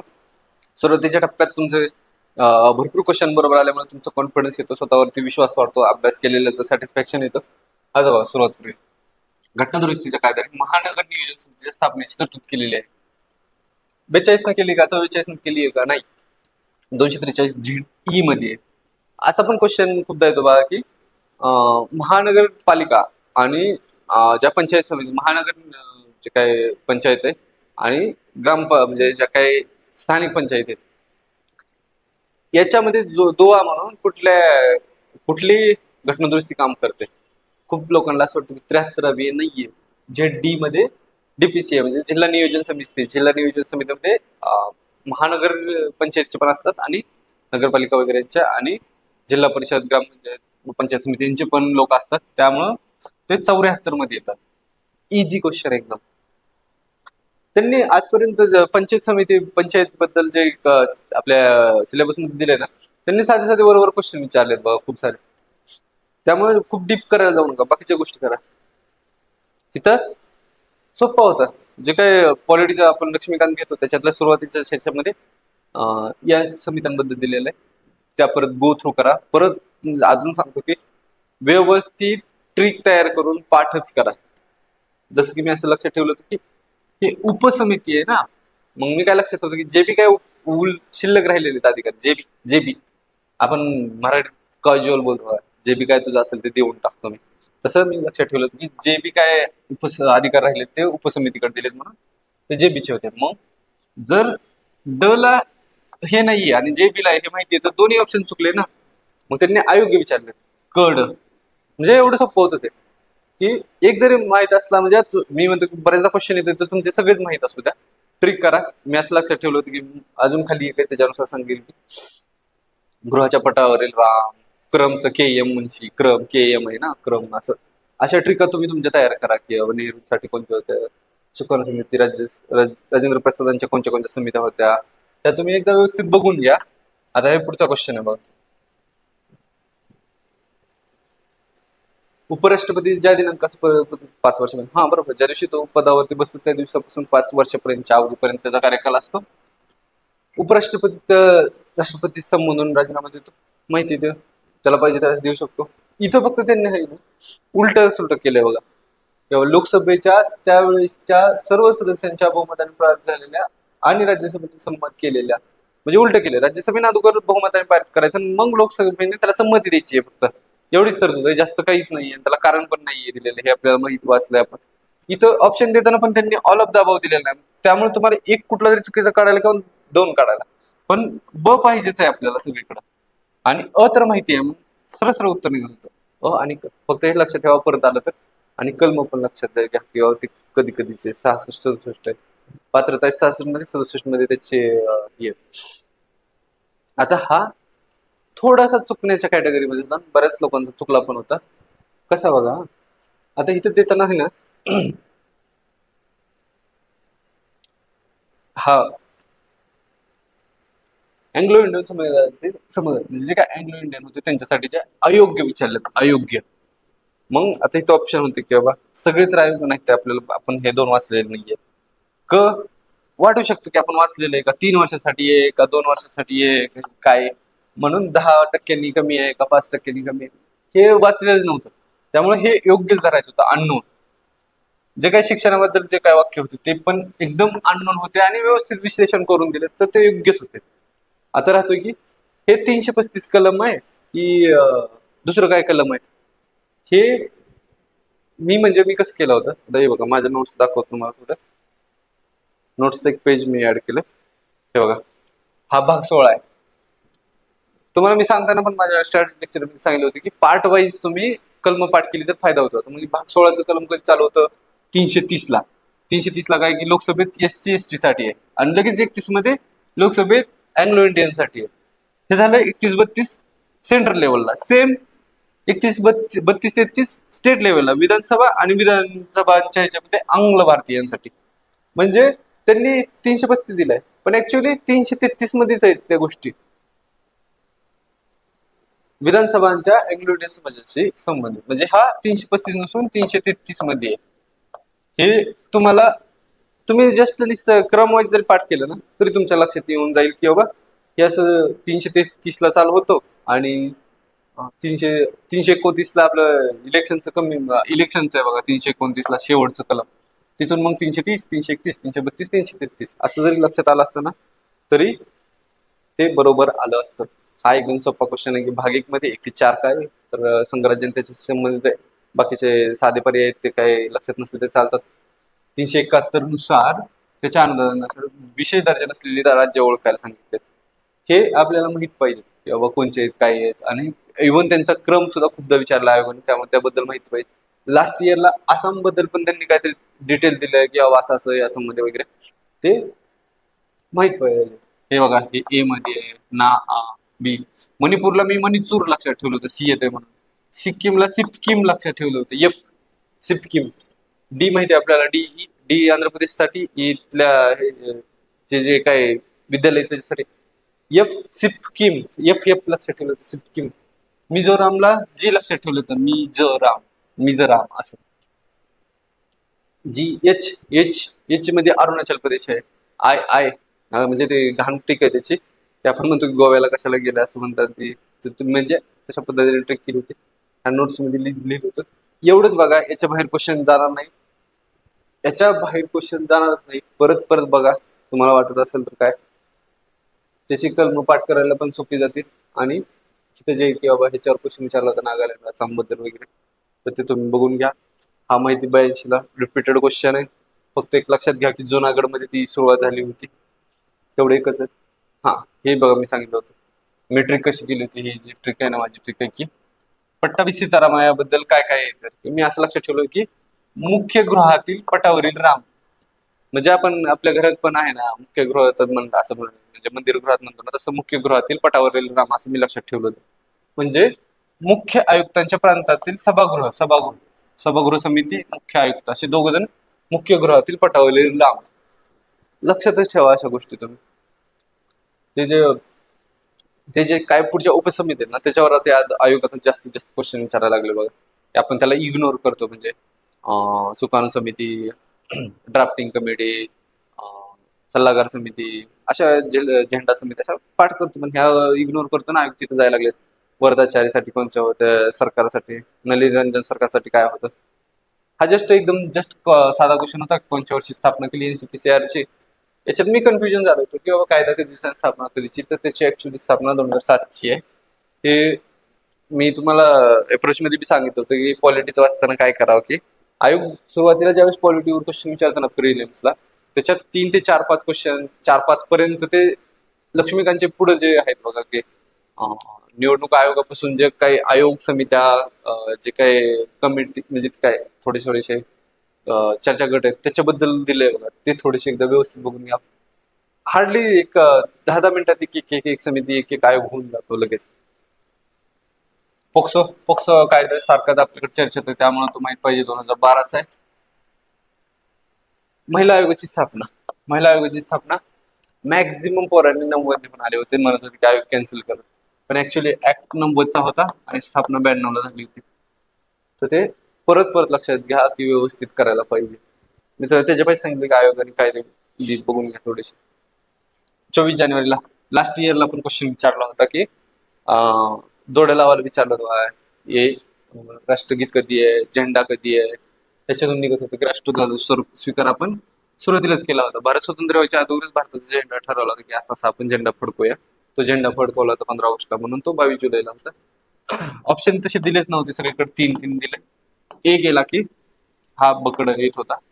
आपण लक्षात ठेवतो की राष्ट्रध्वज, राष्ट्रगीत आणि राष्ट्रपती असे तिघ जण एका दिवशी 24 जानेवारीला निवडले होते आपण. खालीपैकी योग्य विधान विचारले. कॅबिनेट मिशननुसार नोव्हेंबर 1946 मध्ये संविधान सभा माहिती त्याच्यानुसार स्थापन केली होती. कॅबिनेट मिशनने 2 संविधान सभेचा नकार दिला होता. त्यांचं असं म्हणणं होतं म्हणजे ते चांगले होते जराशी की बाबा तुमच्यात खोट होऊ नये म्हणून तुम्ही एकत्रच या, आणि त्याच्यामुळे त्यांनी एक केलं होतं.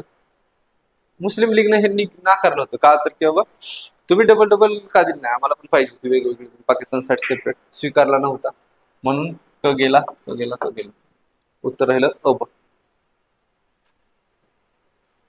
हा, आधुनिक संविधानवाद याचं बरेच जणांनी उत्तर इंग्लंड लिहून दिलेलं आहे. तर ते कसं उत्तर द्यायचं होतं बघा. तुम्ही ज्यावेळेस आपल्या स्टेट बोर्डचं 11वी 12वी 11वीचं का नाही नाही 7वीच्या पुस्तकात दिले बघा, 7वीच्या 2012 साली झालेले मॅग्ना कार्टा इंग्लंडचे संविधान विकसित झालेलं आहे. म्हणजे 1215 मध्ये झालेलं आहे. 1789 मध्ये अमेरिकेचं झालं.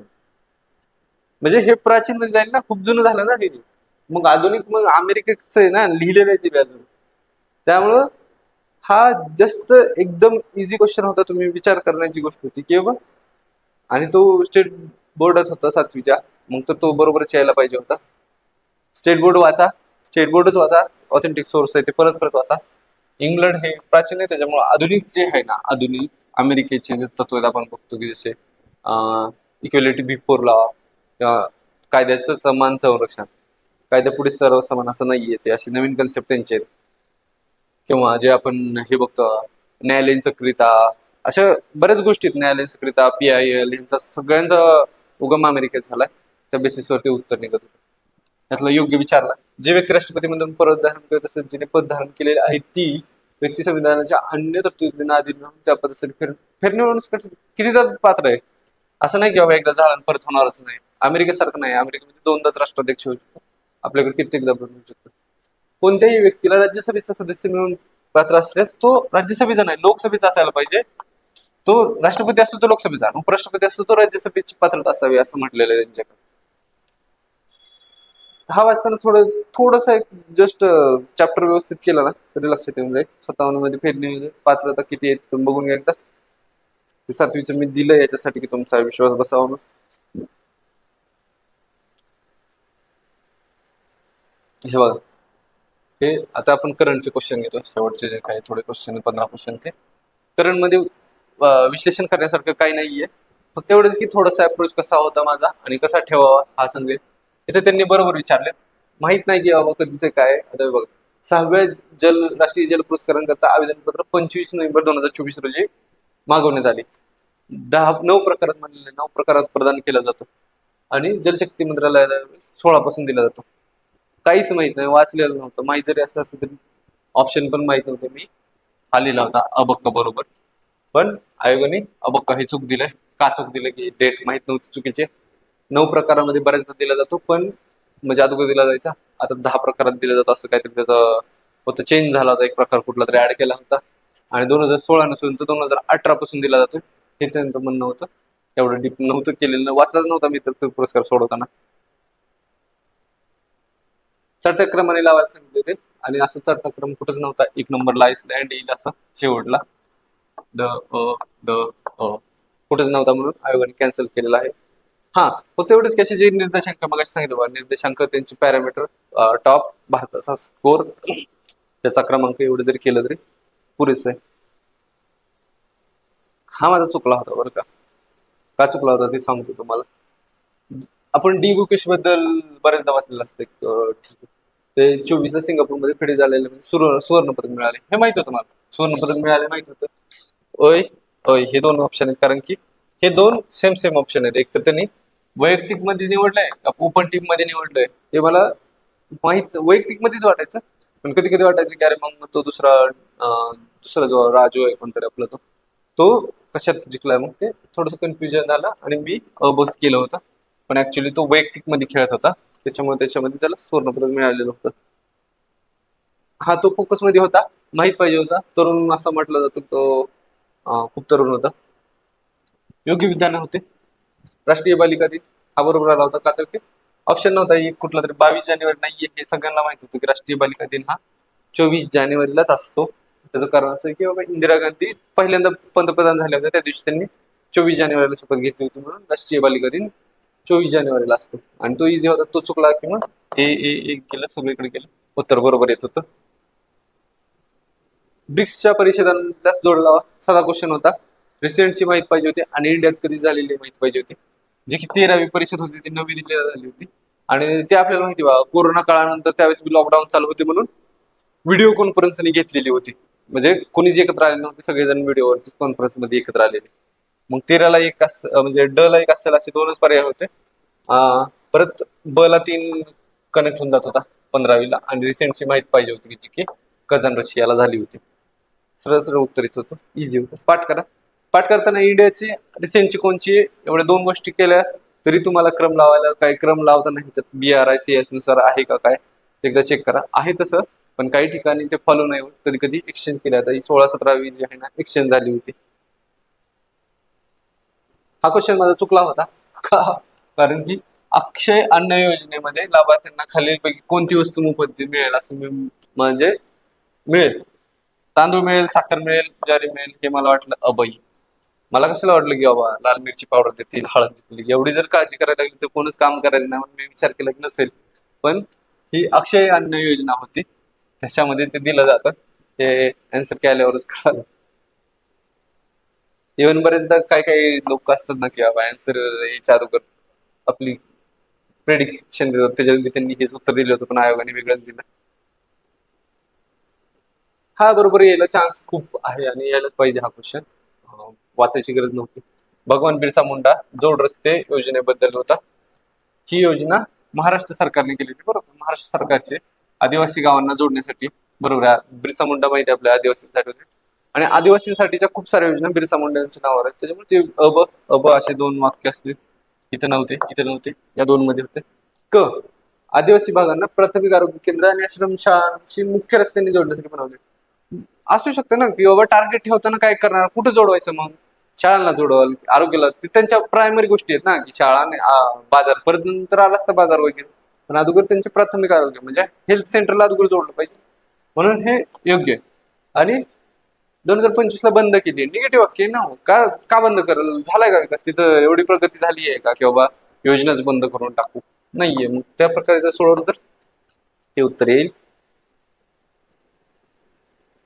मालदीवमध्ये 2024 मध्ये झालेल्या निवडणुकामध्ये कोणत्या राजकीय पक्षाचा विजय झाला माहित नव्हता. मला असं वाटलं की मालदीव नॅशनल काँग्रेस आहे का मी तो केला पण तो पीपल्स नॅशनल काँग्रेस होता उत्तर त्याचं. त्यावेळेस ते तुम्हाला करंटच्या इश्यू मध्ये माहित पाहिजे म्हणून तो विचारला होता पीपल्स नॅशनल काँग्रेस. त्याचा काहीतरी इश्यू होता बघा चालू की भारताला विरोध केला का सपोर्ट केला असं काहीतरी होतं त्याचं त्याच्यामुळे तो विचारत होता. हा हे तुम्हाला मी सांगितलं होतं की ट्रिक कशी केली होती आणि दर 2-3 वर्षाला सर काय ह्याच्यावर क्वेश्चन विचारतोय बरं का सिंधूच्या जलविवाद किंवा ते सिंधूच्या नदीच्या उपनद्या किंवा त्यांचा एक क्रम कंटिन्यू चालू तो लक्षातच ठेवा. मी त्याचा क्रम असा लक्षात ठेवला होता की झेडला किंवा JCB म्हणू शकतो किंवा जेहेड बी म्हणू शकतो झेलमला मी झेड लक्षात ठेवलं होतं. ZCRBS असं लक्षात ठेवलं होतं इंडस वरती ही माहिती होती. इंडसला वरती ठेवायचं ZCRBS लक्षात ठेवायचं. ही जे इंडस आहे झेलम आहे चिनाब आहे रावी बियास आहे सतलज आहे. यातल्या वरच्या 3 आहेत त्या पाकिस्तानसाठी खालच्या 3 आहेत त्या भारतासाठी. त्यांनी काय म्हणले की सिंधू जल करारानुसार भारत या नद्यांचे पाणी वापरू शकतो तर खालचे जे RBS आहेत रावी बियास सतलज आणि क्रम लावायला पण सोपं जाईल बघा. सतलज बियास रावी चिनाब झेलम इंडस आणि सेम खालून वरती जर क्रम विचारला तरी या प्रकारे लावायसाठी पाठ करा आतापर्यंत लास्टच्या 2-3 वर्षात 4-5 वेळेस रिपीट झालेला आहे क्वेश्चन, सारखा रिपीट होतोय. परत झाला तर चुकायला नको. गिलोटीनचा अर्थ काय माहिती की बाबा, न चर्चा करताच त्याला सगळ्यांना हे करून टाकायचं. इझी क्वेश्चन होता, ऑप्शन बरोबर ब. हा चुकायलाच पाहिजे होता असा क्वेश्चन आहे की बाबा. आणि चुकला बी होता माझा सुद्धा, की मारुती चित्तमपल्ली यांनी कोणते ग्रंथ लिहिले. मारुती चित्तमपल्लीचं काहीतरी त्यावेळेस निधन वगैरे झालं होतं, त्याच्यामुळे विचारला होता. पण माहितीच नव्हतं की रातवा आहे, पाखरमाय आहे, चकवा चांद आहे, फुलवंती आहे, जंगलाचा पाऊस आहे. मी सगळेच केले होते, पण ऍक्च्युली उत्तर होतं की अभक. ते चुकलंय. आणि जर तुम्ही म्हणत असाल की पाठ करायला जातो तर नका करू, कारण की येईलच असं काही शक्यता नाही. म्हणजे एखाद्या व्यक्तीची सगळीच पुस्तकं पाठ करत बसल्यावर त्याचा जन्म कधी झाला हे बी लक्षात राहायचं नाही. हा क्वेश्चन मी जरा थोडासा लॉजिकल अप्रोचने सोडवला होता. मला माहित नव्हता की, म्हणजे ऍक्च्युली मी हे ज्यावेळेस पेपर देतो त्यावेळेस रिझल्ट आल्यामुळे मी करंट काहीच वाचलं नव्हतं की खुशी खुशीमध्ये. त्यामुळे करंटला माझे भरपूर चुकले होते. पण हा क्वेश्चनला मी अप्रोच असं ठेवला होता की, राष्ट्रपती द्रौपदी मुर्मू यांनी कोणत्या ठिकाणी कौशल भवन या कौशल्य विकास उद्योजक मंत्रालयाच्या नवीन इमारतीचं, मंत्रालयाची नवीन इमारत आहे आणि राष्ट्रपती, आणि 24 जानेवारी आहे. 24 जानेवारी नंतर 26 जानेवारी असतो. 26 जानेवारीला राष्ट्रपतीचे खूप सारे कार्यक्रम असतात. अगोदर त्यांची परेड वगैरे असते, ह्या गोष्टी खूप असतात. याने मी विचार केला की ह्या ह्या दिवशी जे 26 जानेवारीच्या अगोदर त्या कुठेच जाणार नाही, कुठलाच दौरा करणार नाही. म्हणून त्या नवी दिल्लीतच असतील. नवी दिल्लीतल्या नवी दिल्लीत काही करू शकतात. म्हणून मी ते लॉजिक नवी दिल्ली हा घेतला होता. हा म्हणजे वरीलपैकी सर्व वाचून घ्या, काय आहे काय नाही. म्हणजे योग्य वाटतायत, लॉजिकल वाटतायत, सर्व बरोबर करून टाका. उगाच ओव्हर थिंकिंग नका करू. त्याच्यात बघा, आता तर सुरुवात झाली त्यांची की अगोदर विचारत नव्हते. आय एन एस ज्या नाव आहेत वगैरे त्या कुठल्या कमांडमध्ये, त्याच्या 4 गोष्टी विचारल्या जातील. कुठे निर्मिती झाली, कुठल्या ठिकाणी तिचं कार्य चाललं, स्वदेशी आहे का बाहेरच्या देशातलं. चौथी गोष्ट म्हणजे कुठल्या कमांडला दिले, या 4-5 गोष्टी. आणि त्याची कॅपॅसिटी काय आहे, ते कशासाठी, पाणबुडी का वगैरे. त्याच्यात पश्चिम नौदल कमांडमध्ये सामील झाली, सामीलची विचारलं. डेट बद्दल चुकवलं होतं, बरोबर आहे. इथं मात्र त्यांनी म्हटलं की एक विमानवाहू नौका, कशासाठी म्हणलं होतं बघा, ती एक विमानवाहू नौका तामिळनाडूमध्ये बांधलेलं आहे. तामिळनाडूमध्ये नाही बांधलेलं आहे, ते कोचीन मध्ये बांधलंय. आणि ऍक्च्युली आहे मग, माझ्या माहितीनुसार तर तामिळनाडूमध्ये त्याचं हेच नाहीये वाटतं, बनवण्याचं. विशाखापट्टणम आहे, विशाखापट्टणम आंध्र प्रदेशमध्ये येतं वाटतं. म्हणून तो पण तुम्हाला इझिली सोडवायला यायला पाहिजे होता. तामिळनाडू नाहीये. तर हा शेवटचा करंटचा क्वेश्चन आहे की त्यावेळेस सीजीआय झाली होती भूषण गवई महाराष्ट्राचे, म्हणून खूप चर्चेस होते. आणि इझी करून दिला होता किंवा त्यांचा जन्म यावेळी खरे नाही विचारलं होतं.